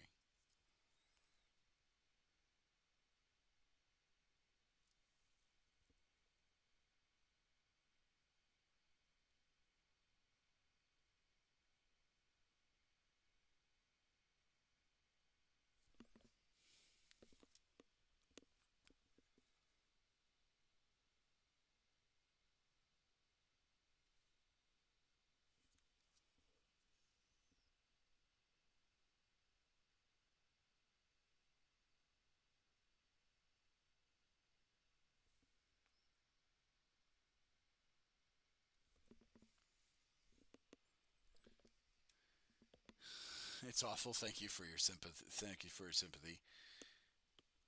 Are you still feeling are you still feeling like is it your stomach? Is it your guts? Like what like how you're feeling? Like what is it? Or is it just a head cold and like flu and like fever?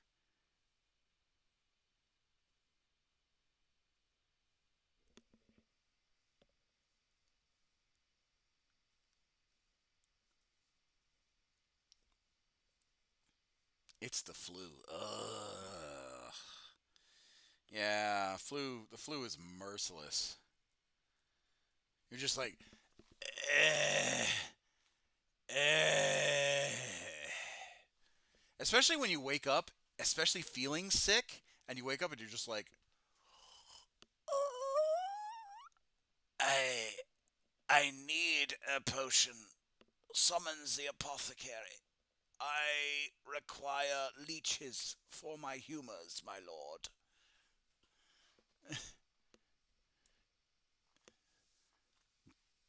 Lo, did all of you forget your flu shot? I always forget. No, I get the flu shot. It's mandatory for the Air Force. They make you get your flu shot. Yes. Thank you for thank you for the laughs.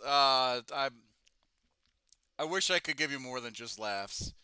If I could take away, if I could be like, heal thy wounds, you know, be gone, be gone, heal thy wounds. I would. you know, I summon the god of art to make you feel better, like spray you with paint and acrylics and and primer.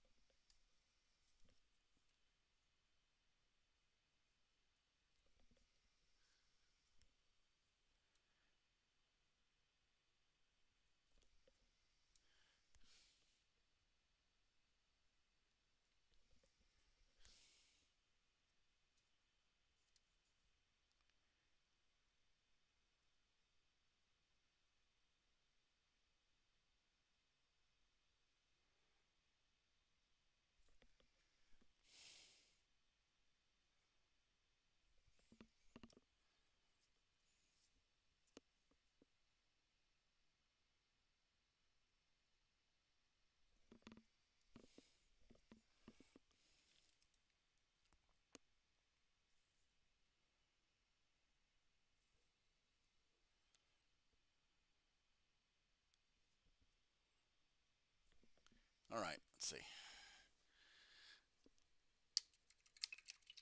Oh man, we are so close. We are so close. Where's that smaller brush? There it is. I'm getting so excited that we are close to doing this, to finishing this hex mark.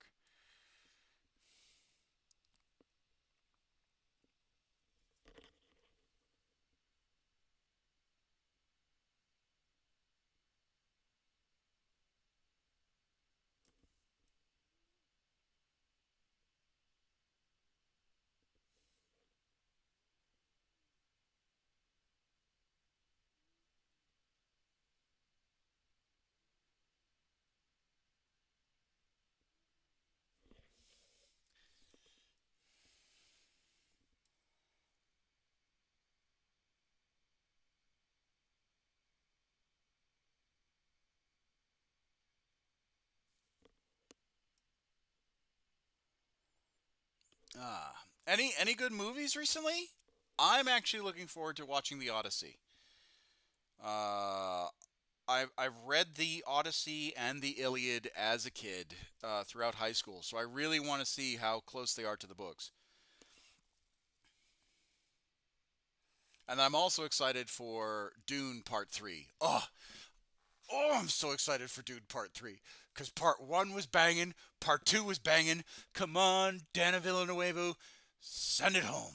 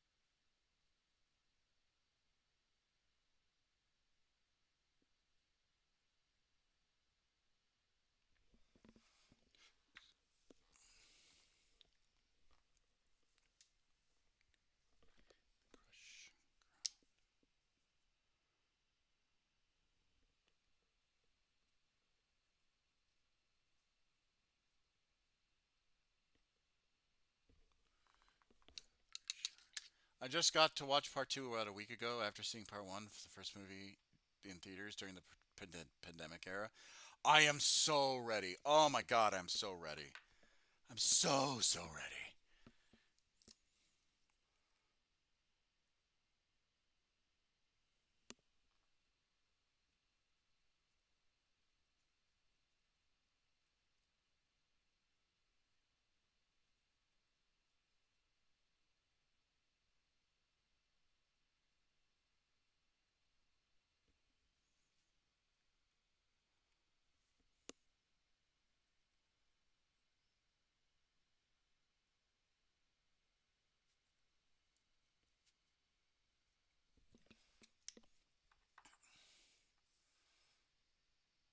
Denny Villeneuve. Oh, okay.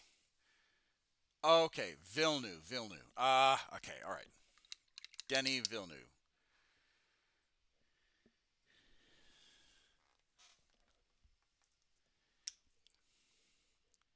Yeah, sometimes I screw up those names. I don't mean to. It's not like I'm trying to be a dick.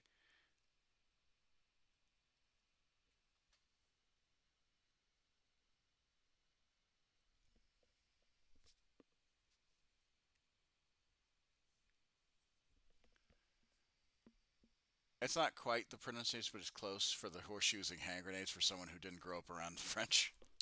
Yeah.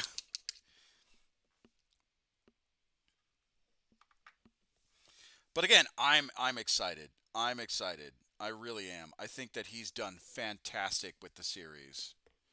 There's some stuff I kind of have to gripe about, like him not adding uh the uh Paul's first son, Paul and Shawnee's first son, and how the first son was killed by the Harkonnen.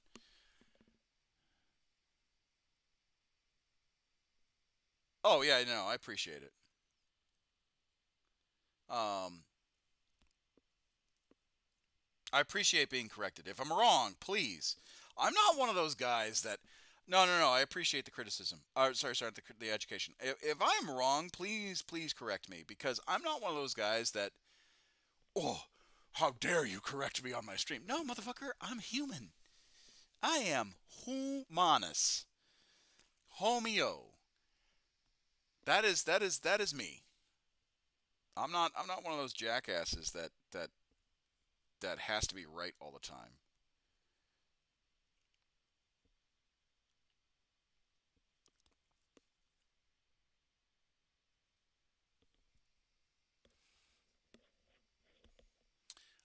The movies are already dense enough as it is. I absolutely understand why he made the cuts he did. I I think that cut should have stayed in there because that is the reason. That is the sole reason why he goes south.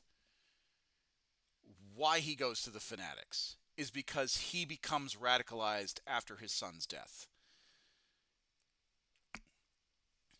Um, it's not like he cut out Tom Bombadil or anything. I mean, yeah, yeah, yeah. You're not wrong.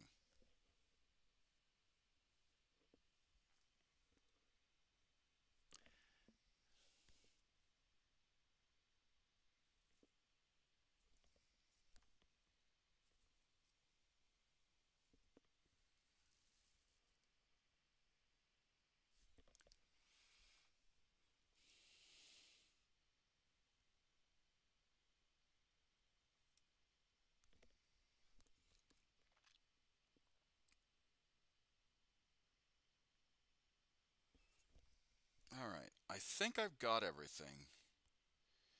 I now just have to do the face and the guns and clean up some of the orange. Ah, bad, aha. Sorry, I just had a stroke. That's why I like painting on the tree. It's less of a.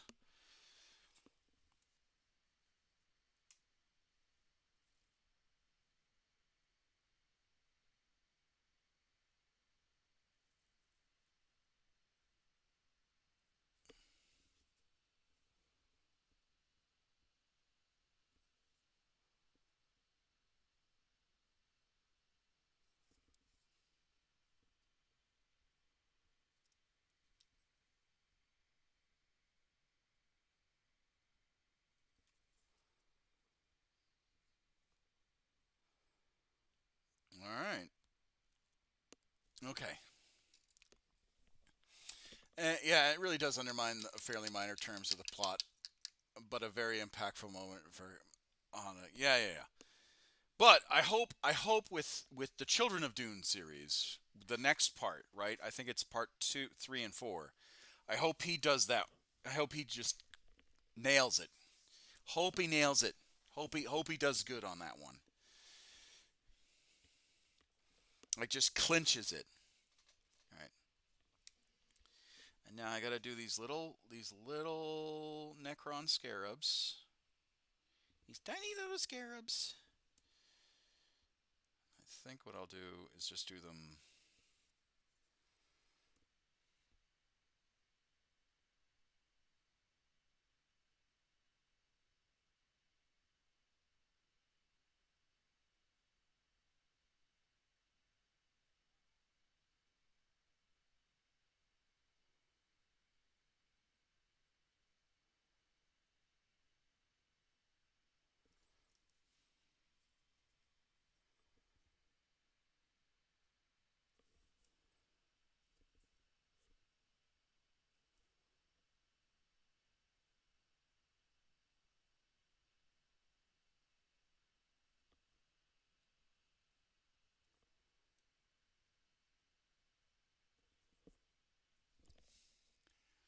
Yeah, the tiny little. But yeah, I'm excited for the Odyssey. I do want to see that. Um,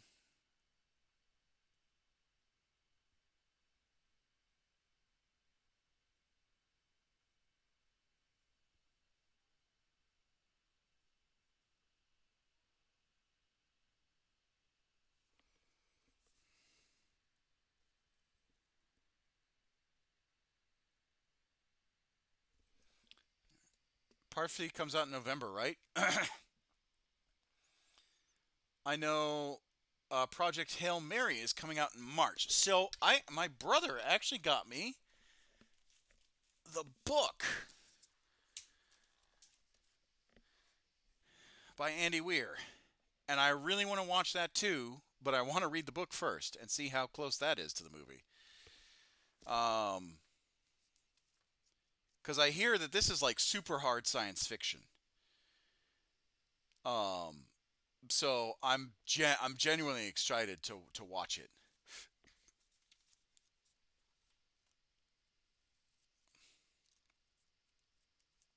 You got the audiobook. Okay, all right.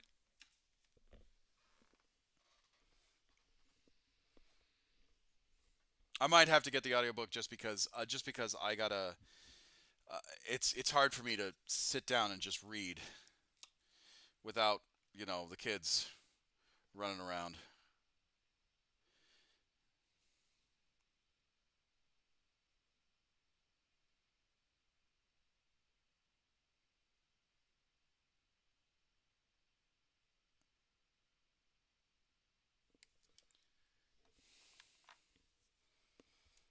I haven't started either. Yeah, yeah, yeah.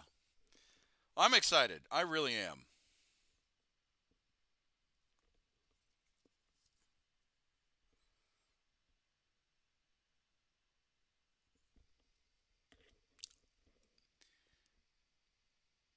I kind of hoping that Project Hail Mary does well. Hard sci-fi is something that we haven't quite seen enough of in quite a while. Well, we saw Interstellar. That was hard sci-fi until they reached the accretion disk of the black hole.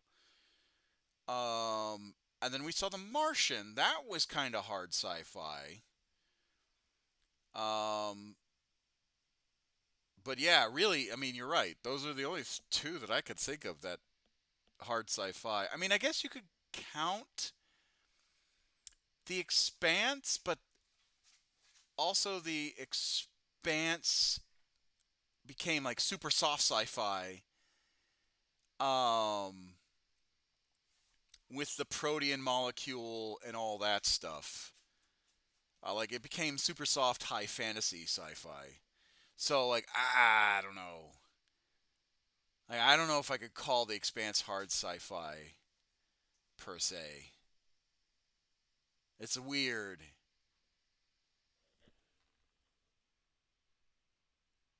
But I'm excited. I'm excited.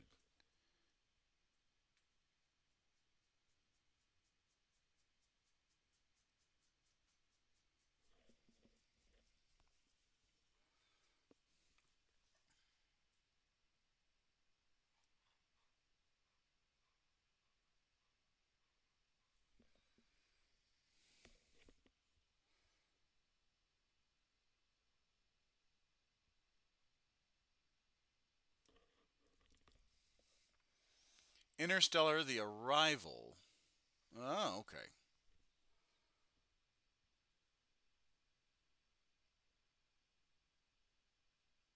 The Arrival. That's what the ones where the aliens are speaking sign language. Yeah.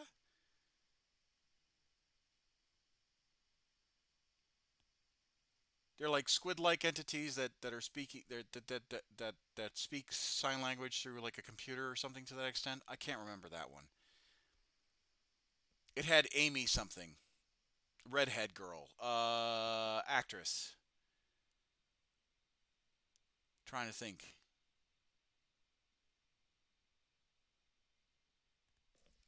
Hold on. Let me double check. Now you're making me doubt my cred.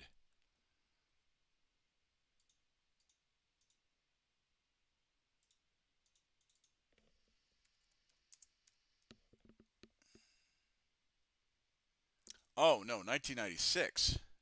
No, okay, they're 96.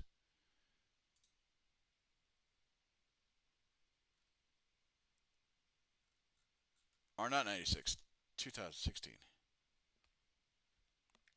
Amy Adams. Yeah, that was that one. Okay, good. I'm not losing my mind. Amy, yeah, basically, The Martian was yeah. So all those were a decade. Oh God, it's been a decade. Fuck. God, talk about some whiplash. Oh,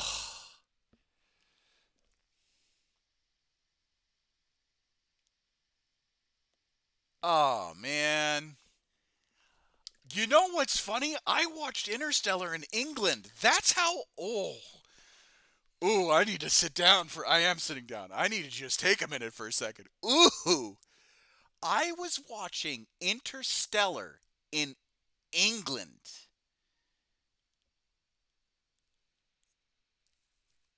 In an English movie theater.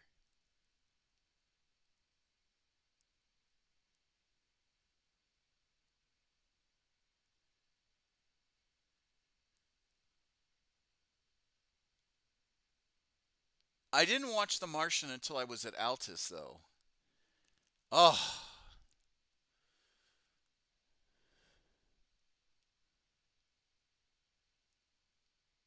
is also a Denny Villeneuve film. Oh, okay. All right.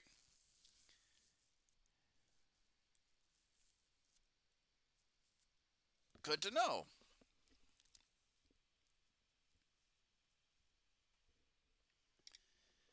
Oh, I had to take a minute. Good lord. Fuck. That Interstellar did feel like yesterday.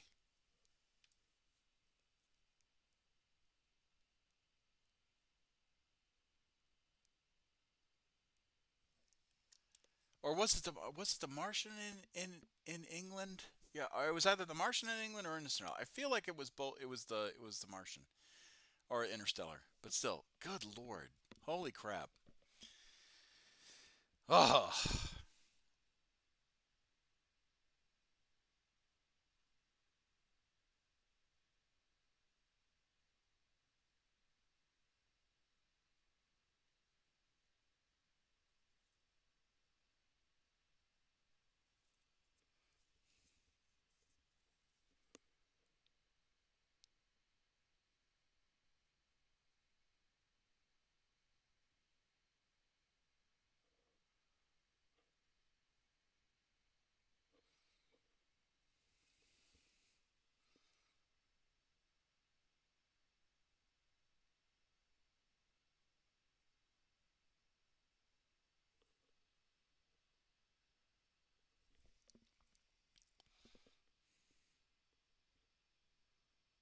All right, there we go. Now we just got to do the face, and that's got to be all bone white. So, wish me luck on that one.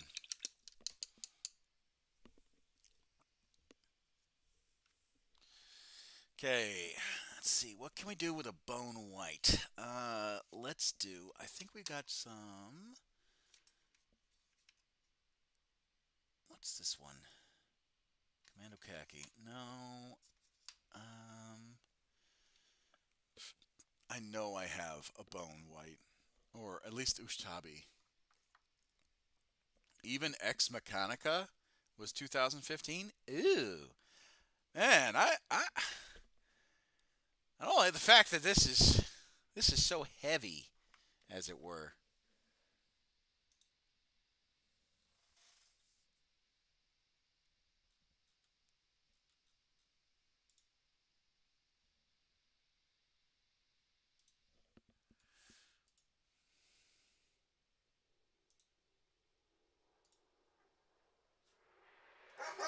Oh, Yarick. Oh, Bubba's. Oh, Bubba's. It's okay.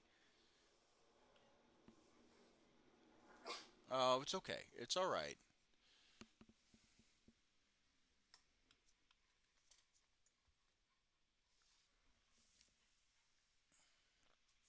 It's all right, Bubba's.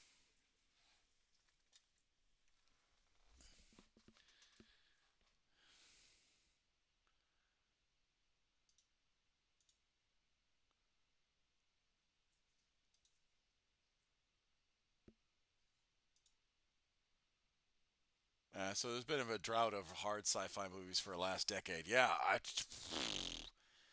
wild, wild.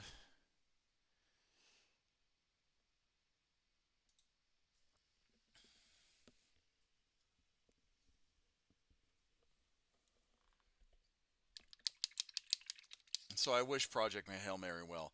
I really hope that it does well. I really do, because I think a good hard sci-fi movie would inspire a lot of good people. Would inspire a lot of people to be like, you know, because during I remember when Interstellar came out, there were a lot of kids that went both Interstellar and The Martian when they came out. There were a lot of kids that actually went to go see those movies. Tons of kids. I remember seeing it, or at least at The Martian. I think Interstellar I saw it in Altus, but still, um, yeah. Okay, we got a skull white. Okay, now we just need a bone white, a bone color. Let's see what we got in here. We have Screaming Skull. Do we have one that's opened? This one is opened. Is it savable? Let's see.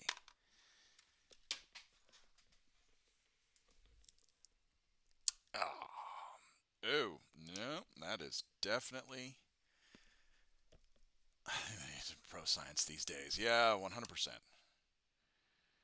No, I don't think. I think this one is dead. It's dead, Jim.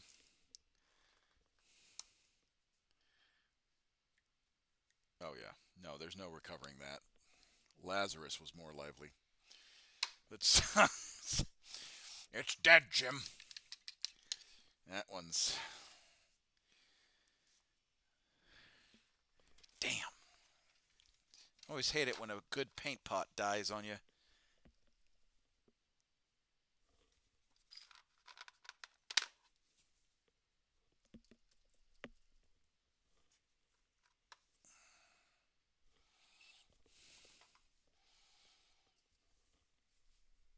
All right, let's try this one. Oh, this one. I think this one's dead too. Damn.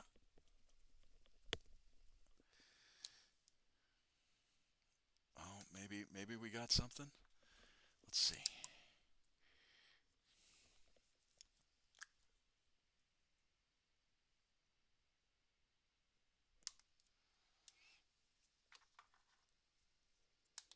Even from dry? I probably should do that. Only to find rubber inside. Yeah. I have a medium already too. Oh, yeah. What about the Warhammer movie? Isn't Henry Cavill making one? So the last thing we heard, that's pretty hardcore. It is pretty hardcore. The last thing we heard about Henry Cavill in the Warhammer movie is um, that they were in conversation and that they were talking about a script.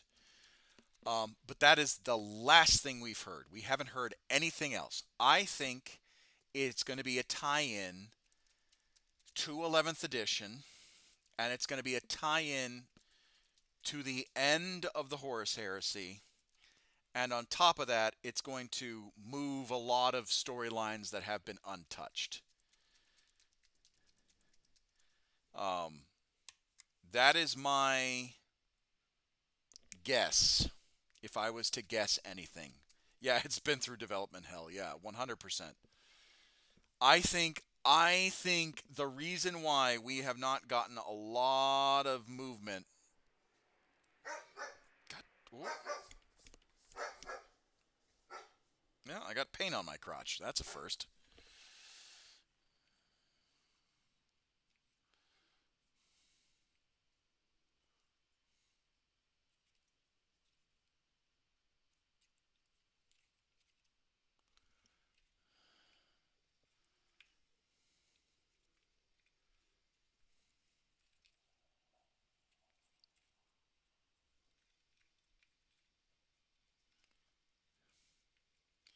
I would imagine so. It'd be annoying. So there's not much content to work with the graph. There's so much content to work with some graphic would do if it gets funded.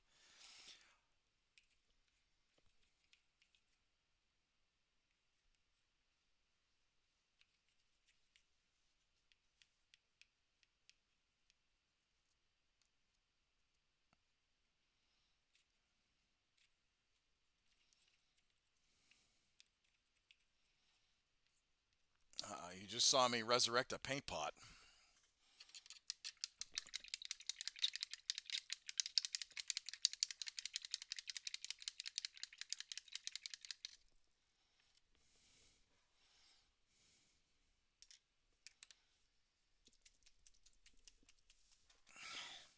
I can't believe I got paint on my shorts and on my shirt in the most inopportune places. Jesus Christ.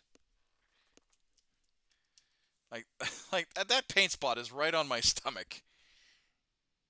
And then I'm not going to show you the one on my shorts cuz that is like I might get banned. Needless to say, it's perfectly aligned.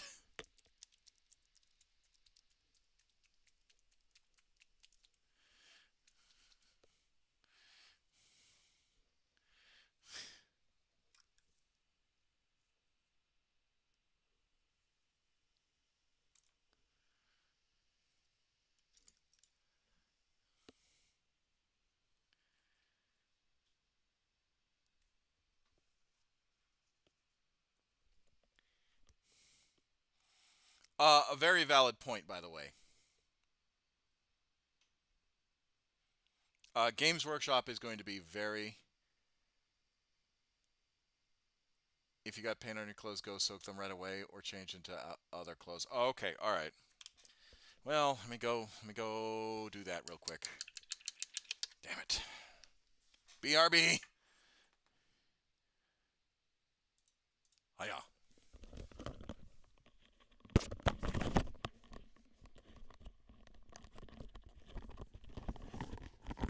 Good thinking. Ah.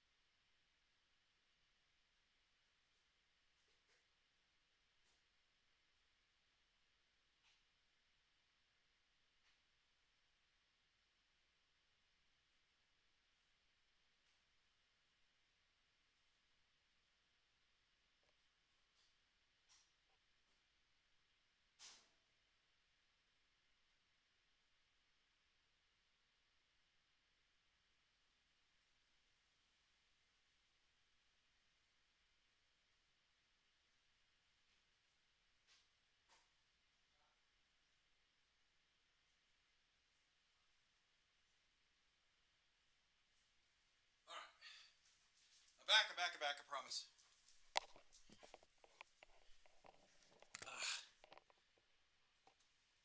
Oh yeah. All right. I just need to get some water, and then I'll be back to it. And then this. I don't know what I'm gonna do with this. Okay. I'm gonna do one experiment real quick, and then I'll get back to painting the face plate. Hold on. Where is he? There she is. Okay.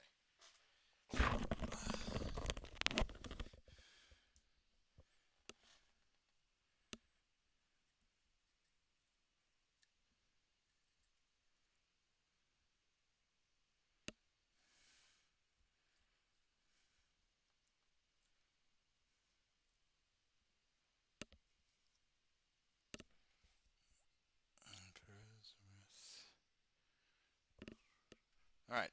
And we're back, folks.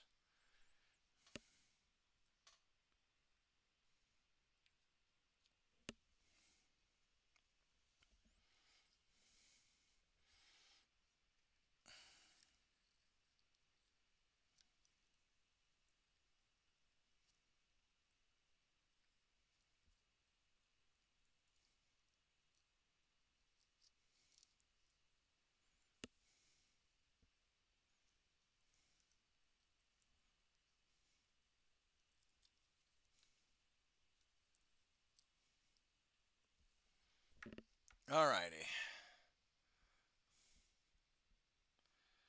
Okay. So how is everybody? What else did we talk about?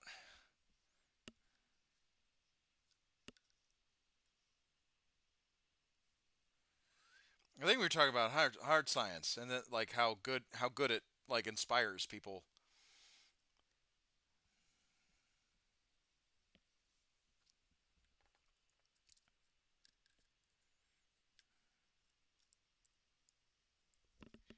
Inward, rise with me.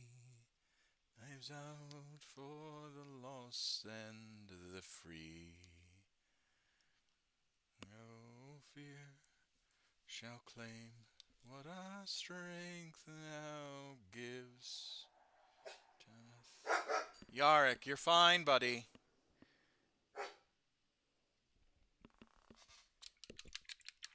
We were talking about the Henry Cavill. Oh yeah. I think here's the problem with the Cavill stuff. Amazon is going to want to do something that I think Games Workshop may not be comfortable with when it comes to the lore. Or Games Workshop is going to want something with the lore. And it's not, and Amazon doesn't believe that it'll sell, something to that extent. Like, I think there's an argument between what Amazon wants and what GW wants.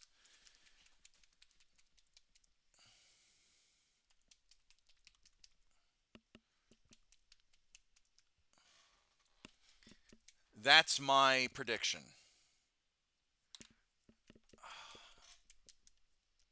I think we got this one. I think we got this one. Sup the greenwood.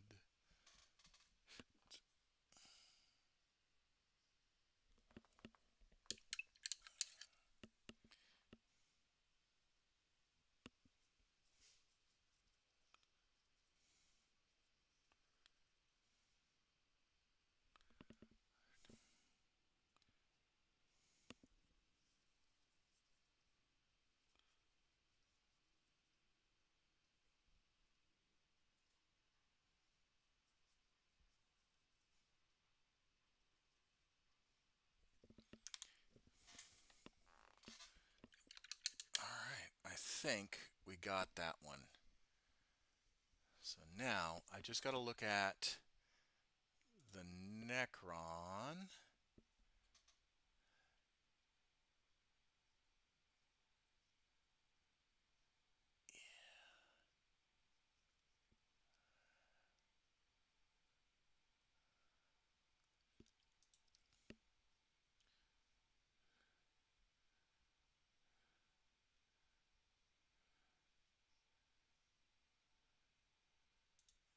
Yeah, I think I gotta say.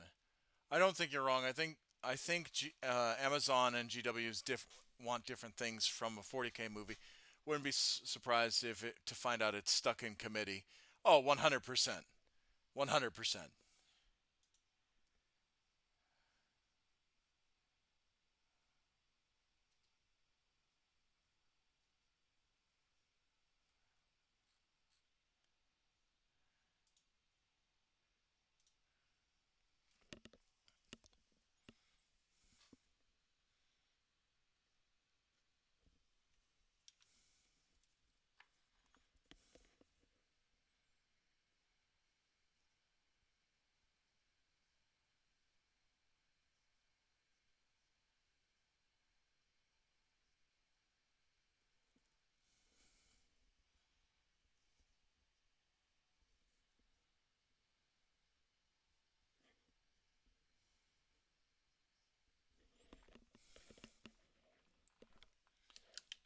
Let's hope that if it does go forward, it's helmed by somebody who's a good creative director and has talent as a director and loves and respects the franchise. I say director, the screenwriting is also very important. Oh yeah, no, 100%. 100%. And that's why I think Henry Cavill is like, no, it's got to be me. Cuz Cavill knows and has a deep profound love for the source material.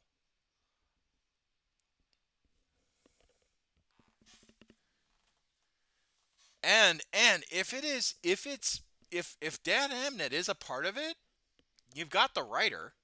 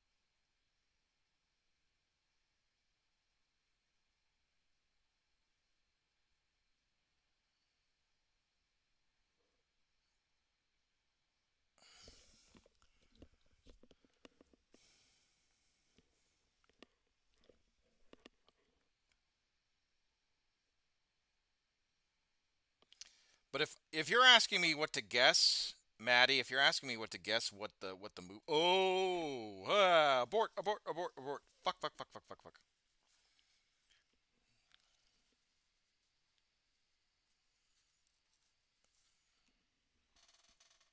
Oh, we saved it. Whoo, whoo, shit.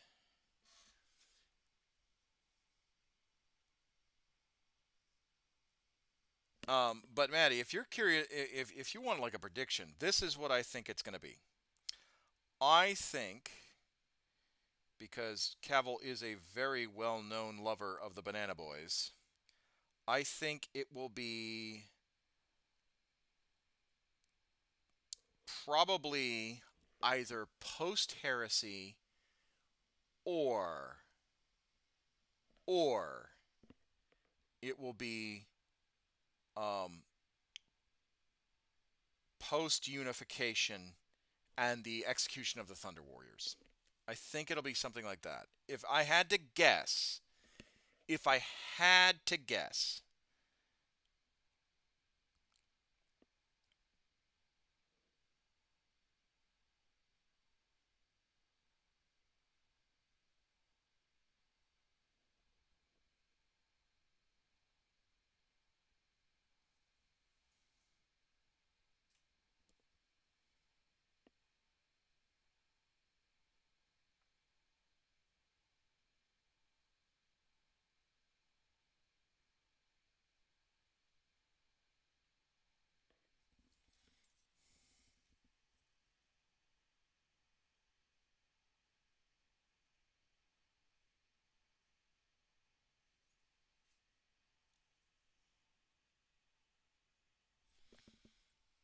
I don't disagree. Cavill's done a lot for the project. I think he's a depth of experience as a director. He's a perfect actor and ombudsman for what the movie should feel like, but I don't think he's got the directorial experience. Well, well, who would you want for the director? Like, if you had to pick, so you got Cavill and you have Dan Abnett as the writers, and like the actor. Who would you want for the director?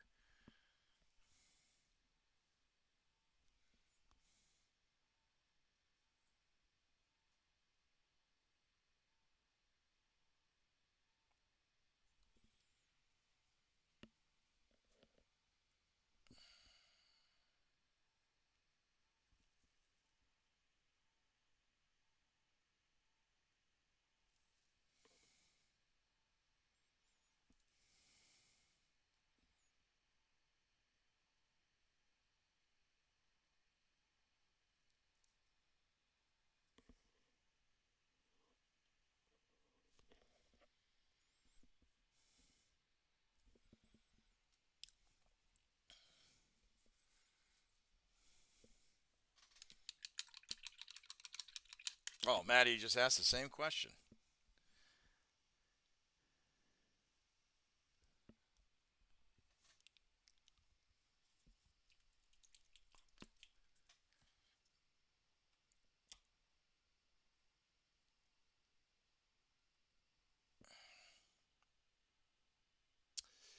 So, in my opinion, if I had to, I would say Denny. Denny.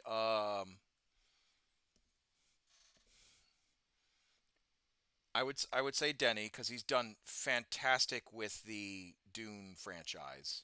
And honestly, if we're really getting down to brass tacks, 40K is playing in the Dune sandbox. 40K is to fantasy as Dune is to Lord of the Rings. Let's be real. Um, but if that's too much of a cop out, I would say my next really big director would probably be.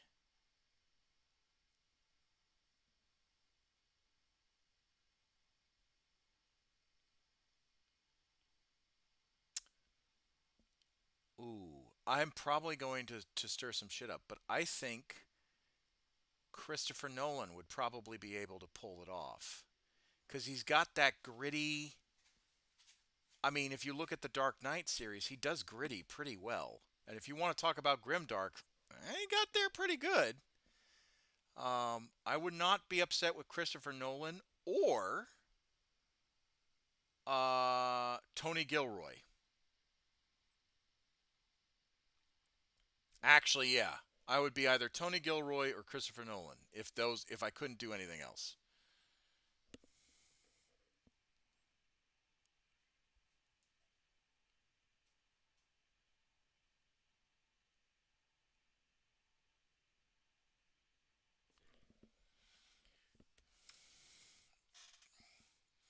All right, okay, if we're going out on a limb, why did Guillermo del Toro? Ooh, I don't hate it. I don't hate it. I think it'd be weird, but I don't hate it.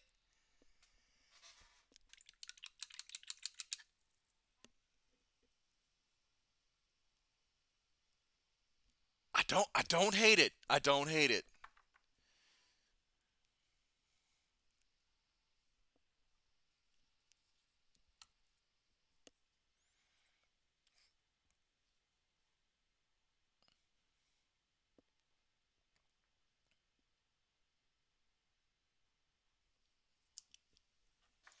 I I I can see where you're going with that, and I'm digging the vision.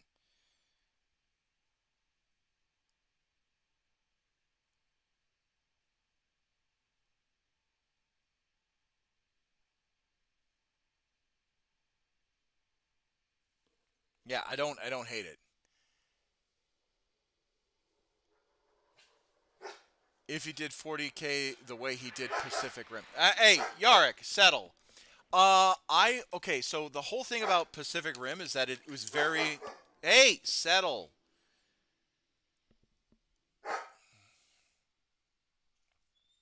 Does he really? I didn't know that. I didn't know that he does the same thing I'm doing right now. That's kind of cool. Or really, anyone's doing right now. That's kind of cool. Sorry, Yarrick is up in arms about the fighters flying overhead. He wishes to sound his displeasure. A true guardsman through and through. I didn't know that. I mean, a lot of people are doing painting streams and all that stuff, but yeah, I didn't know that.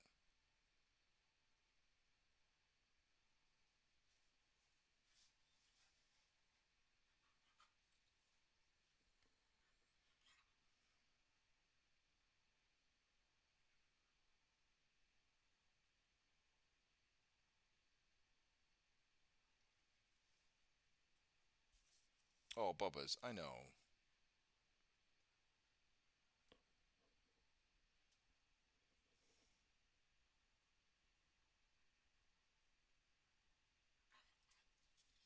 I know, pal.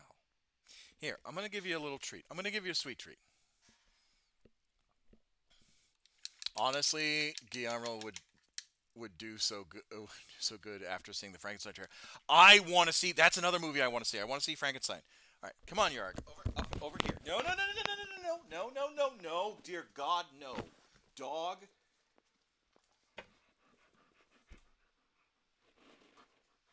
Oh my God, dude, you almost took it all out.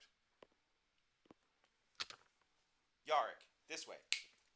No, no. Back up, dude. Okay. Oof. All right.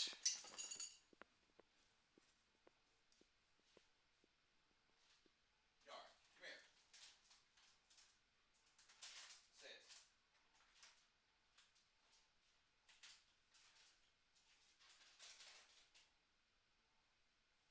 nice.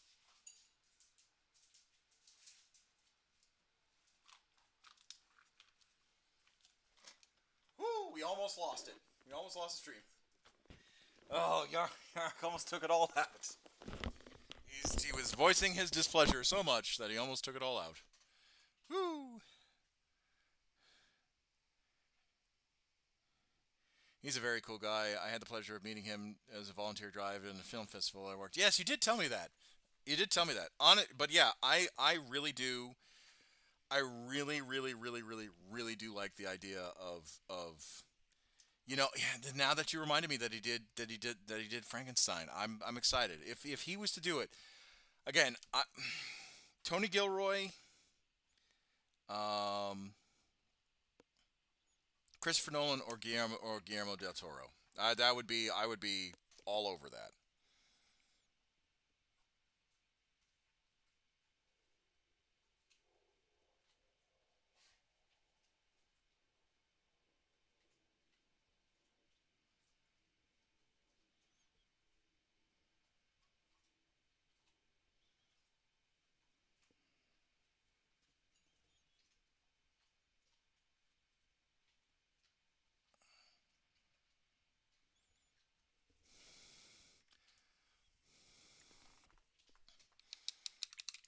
Not sure if he still does. I mean, if he does, that's cool. All right, that's like super cool guy points.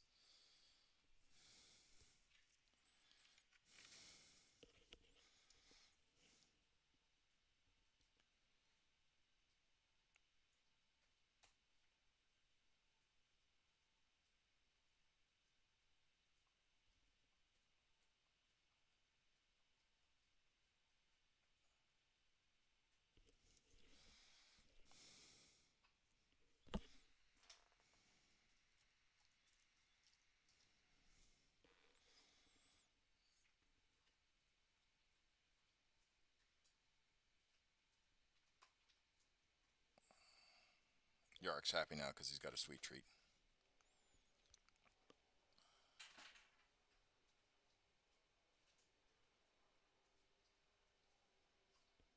distracting him from all the fighters flying. It's like, oh, is that a sweet treat? I know he's filmed a lot of stuff here. The Strain, The Shape of Water. Okay.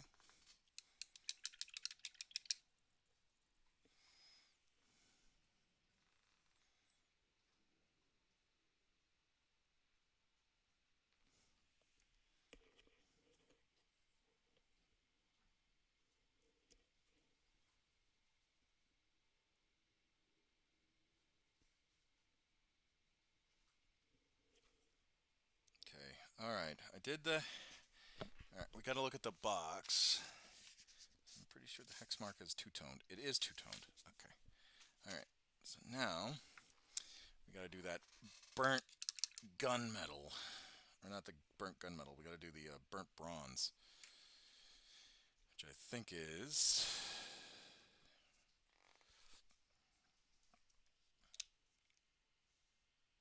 tin bits, if I remember correctly.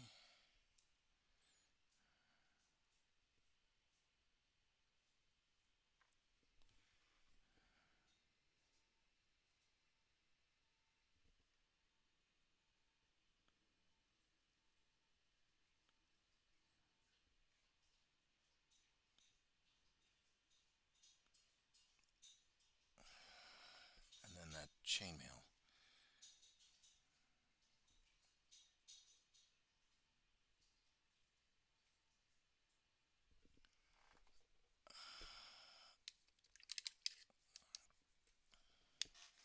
Oh man, I'm going to be so excited when we finally put this together, and I think we can do it on stream today. Shame Lexi's not here to actually see it happen, but you know.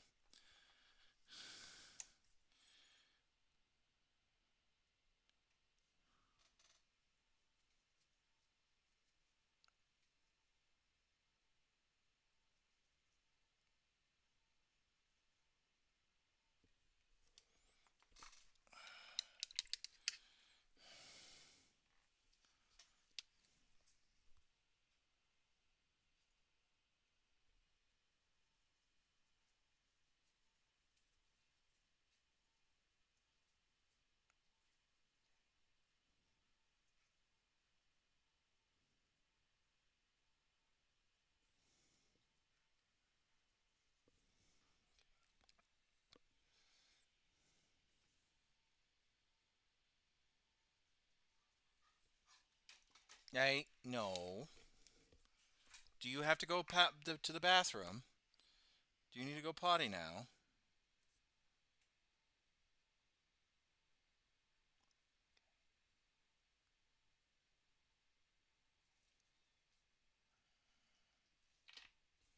Ah, Yorick.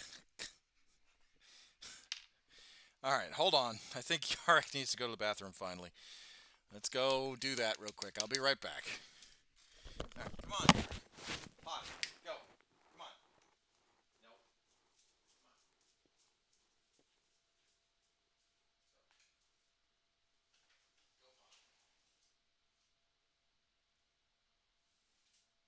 Go potty. Come on.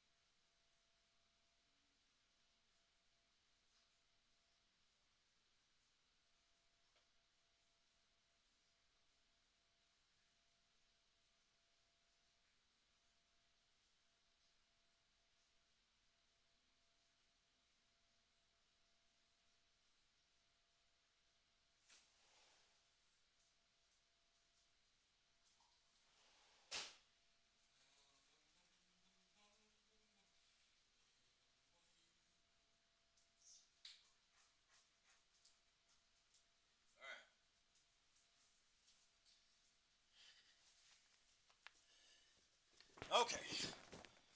All right. And we're back.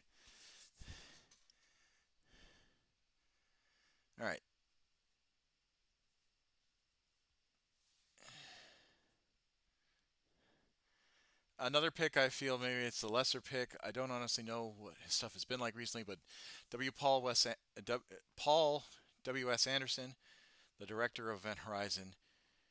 I can see interviews of I can finally make a official 40K movie. Yeah, I mean honestly, yeah. Let's get him. Let's dig him up wherever he is. Where'd you find that old fossil? Honestly, Yorick is the Emperor's finest pupper.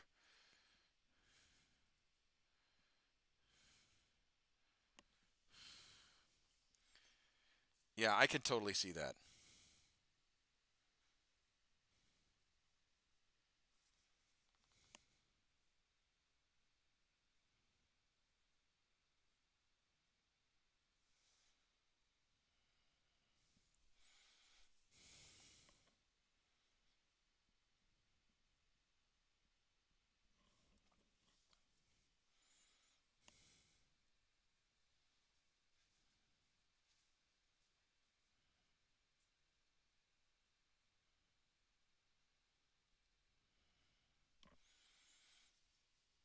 Uh, I didn't know he directed the Resident Evil movies too. What?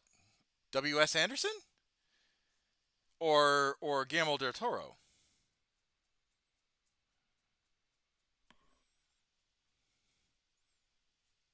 Yeah, he has a very large portfolio.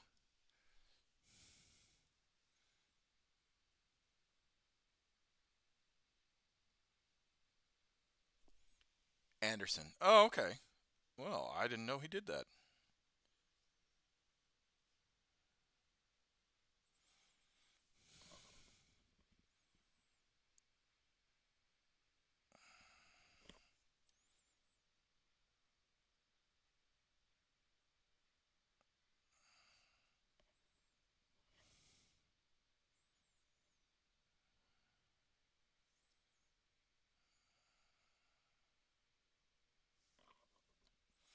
All right. We are done. Now it's just doing the final touches, but let's do assembly.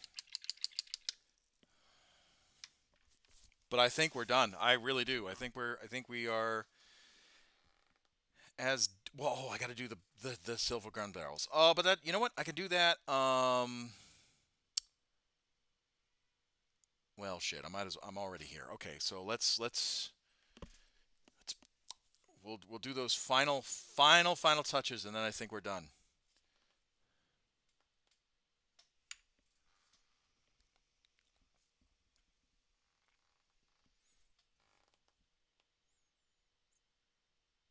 We'll do actual silver. Actually, no. We can do those. Well, I'll do the sides at least, because I have a feeling that that's going to be. I can do the smaller touch-ups a little later.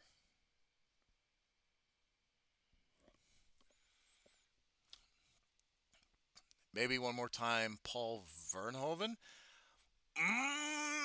I'm not familiar with his work. I wish I could say definitively that I am, but I'm not familiar with his work.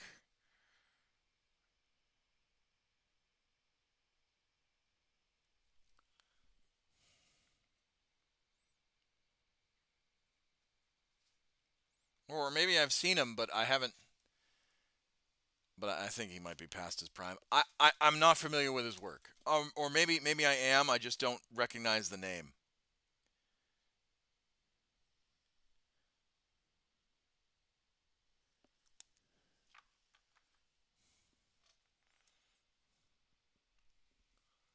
Considering he's 87 years old at this point. Oh yeah, that's definitely. I mean, let the man rest. What did he do?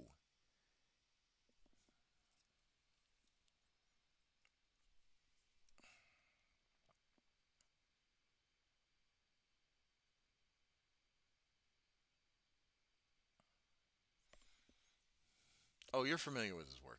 Okay, well, that doesn't help me. RoboCop Starship Trooper. Oh, yeah, I am familiar with his work. ah, right. I'm familiar with his work. Son of a bitch. Uh, I don't know why that didn't jump out at me. I don't know why I didn't recognize the name. I feel dumb now. Here, turn in my nerd card, will you?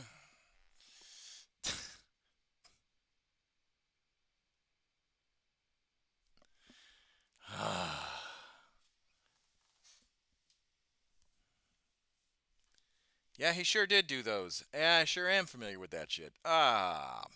Son of a bitch. Yes, he is definitely past the prime being that he's 87, but I would love I mean if he had the energy, I would totally he'd make a great Imperial Guard or Adeptus Arbites movie. But it would have to be like super camp. Have to be super camp. There's no it's got to be as campy as Starship Troopers is. Just wink and nod like you know, ah, you know. It can't be straight laced. Because if it's straight laced, then it gives the joke away.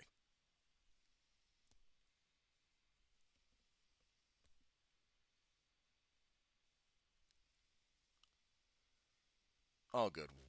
We all blank out once in a while. Dad, I just can't believe I didn't recognize the name. Oh man, I feel so dumb. I feel so stupid.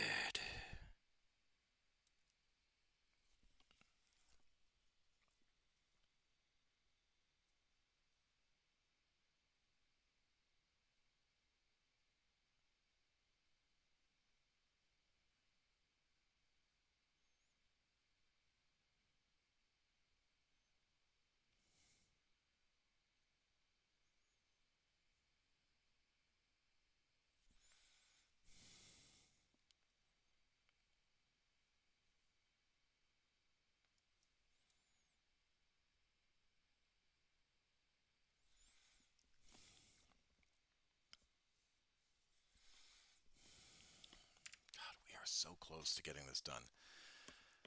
I was hoping I could finish it on the stream, but we're 15 minutes to pumpkin hour.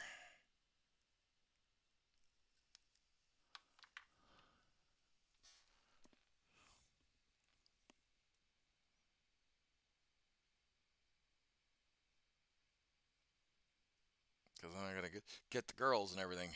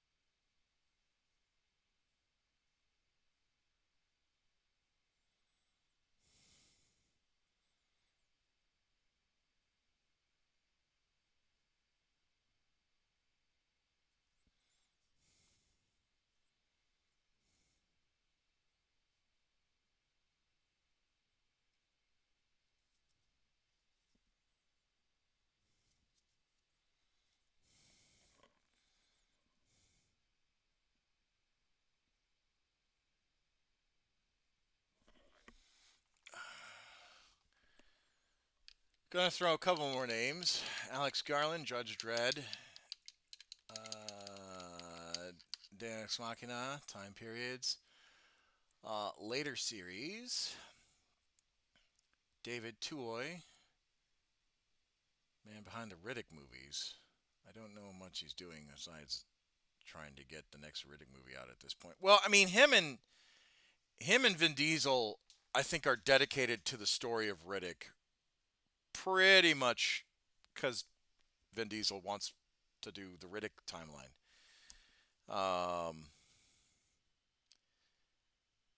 Because quite honestly, Riddick is Vin Diesel's D&D character, if I remember correctly.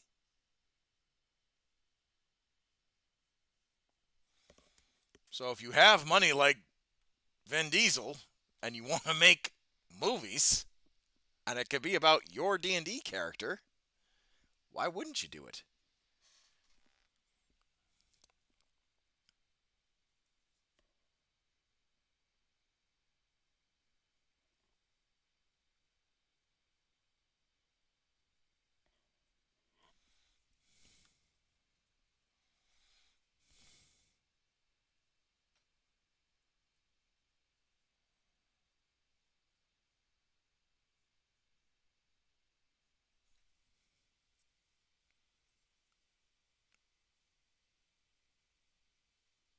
Oh yeah, yeah, yeah, yeah.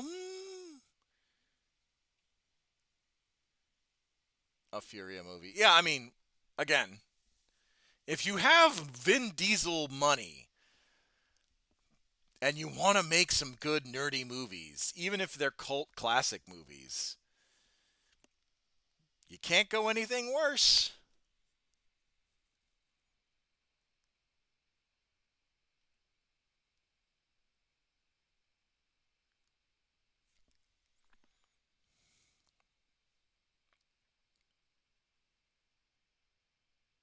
Like, you can hate on the Riddick series all you want, but the man's making movies. And I'm not saying that you're hating, I'm just saying in general.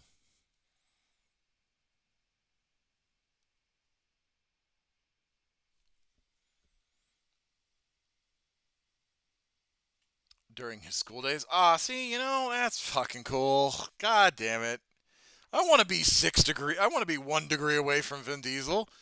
Because I bet he's just a cool dude. She'd probably know. I bet he's just a cool dude to hang out with. Like, super chill. Like, hey man, you want to throw some dice? Fuck yeah. Absolutely. Like, what I would kill to be at a D&D table with Matt Mercer and Brendan Lee Mulligan. Oh my god. What I would do.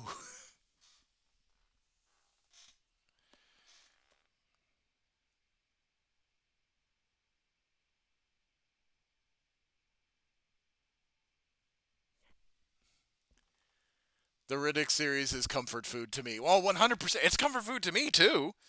I liked Pitch Black, but I loved Chronicles of Riddick.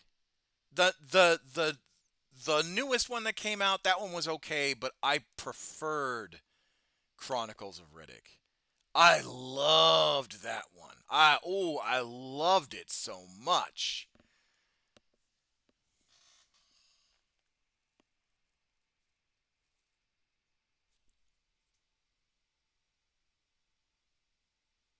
Apparently he was nerdy and also had an afro in those days. I could never see him with an afro. I've always seen him bald. I could never see him with an afro.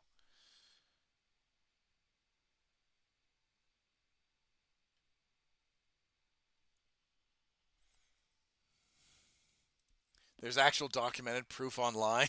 Oh no, I bet there is. I bet there. I just can't visually see him.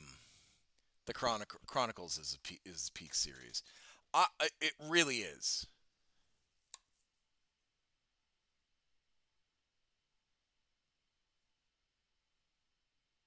The Chronicles of Riddick, I think it's like Dark Fury. The animated one is really good too. I like that one. I like that one a lot too.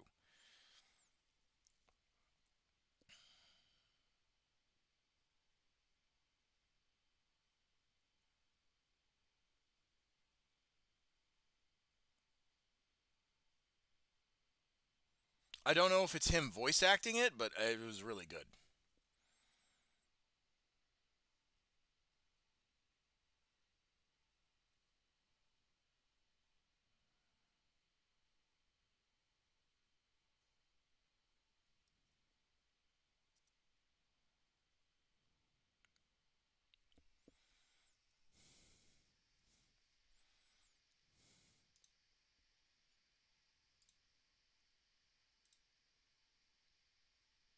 Oh my God, that is him with an afro.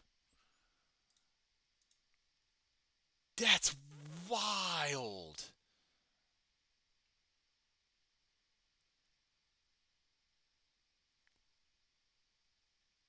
I can't picture him. I cannot picture him with an afro, but apparently that's an afro. Holy crap. Well, I'll be damned.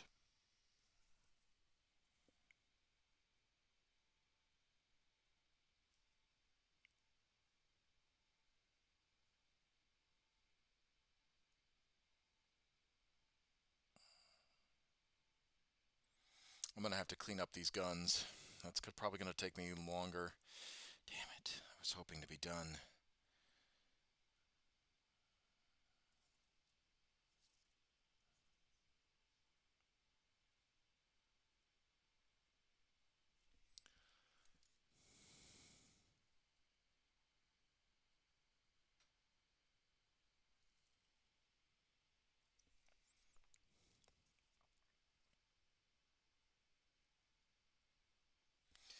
All right, well, I got 7 more minutes left. And I got to go pick up the girls and start dinner. And then I got to run tonight.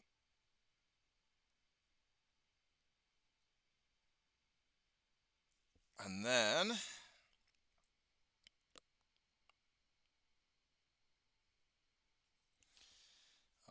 tomorrow is going to be a very long day for me, even though it's an 8 hour. And Thursday is going to be a very long day for me. But hopefully by Thursday night, I will have time to actually not just exercise, but paint a little bit beforehand. And maybe we can actually get this finally done. And we'll clean up these guns. Well, we'll put it together and then we'll clean up the guns and then do some final detail work. If you don't finish, maybe Lexi will be around stream when you do. Yeah, I just really hope so. I really hope I can just hammer this down and she can enjoy it and all that stuff. I really hope that I can get that down. Oh, I got to do the skull. Hold on. I think I'm going to do this.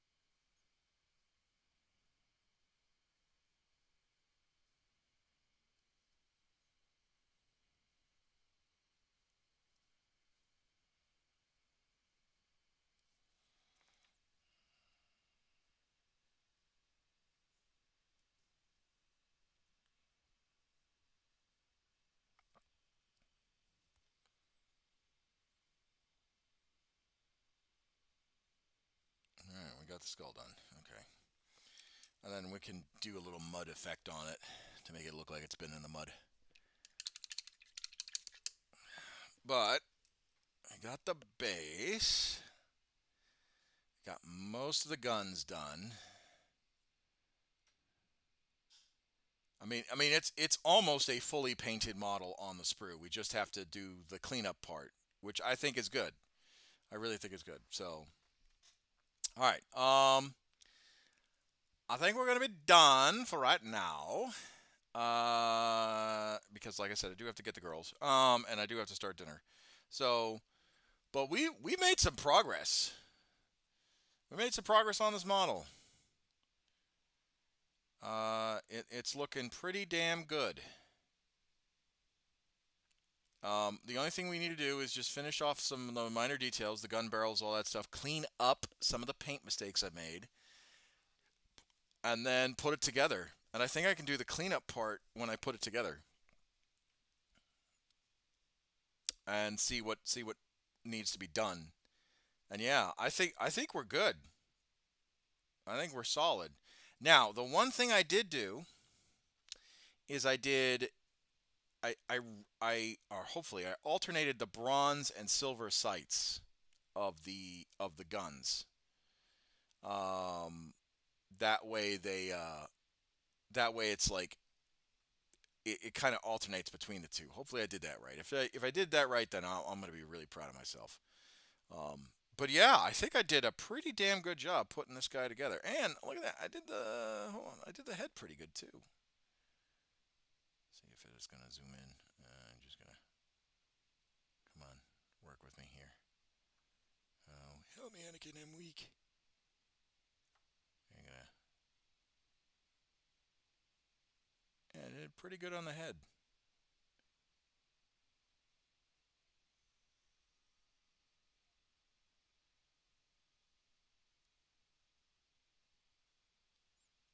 Which is hard with the bone coloring and all that stuff. But yeah, thank you all for watching. My name is Commissar Hecht. I'll see you guys in the next episode. Hopefully we finish this up, and then we'll be good to go. But yeah, I hope everyone enjoyed this stream. Thank you all for watching. My name is Commissar Hecht. I'll see you guys in the next episode. If you like what you see, make sure you like, comment, subscribe. And if you want a no shit supporter gift, you got to be around the streams a lot. You got to be around the streams. Have a good rest of your day. Oh, and Maddie, please feel better. Please, please, please, dear God, feel better. I hope you do feel better.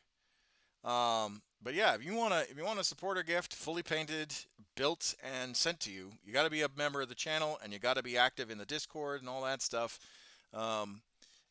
Yeah, I'll let you guys get and then we'll talk about your model and whatnot. But anyway, thank you all for watching. My name is Commissar Hecht. I'll see you.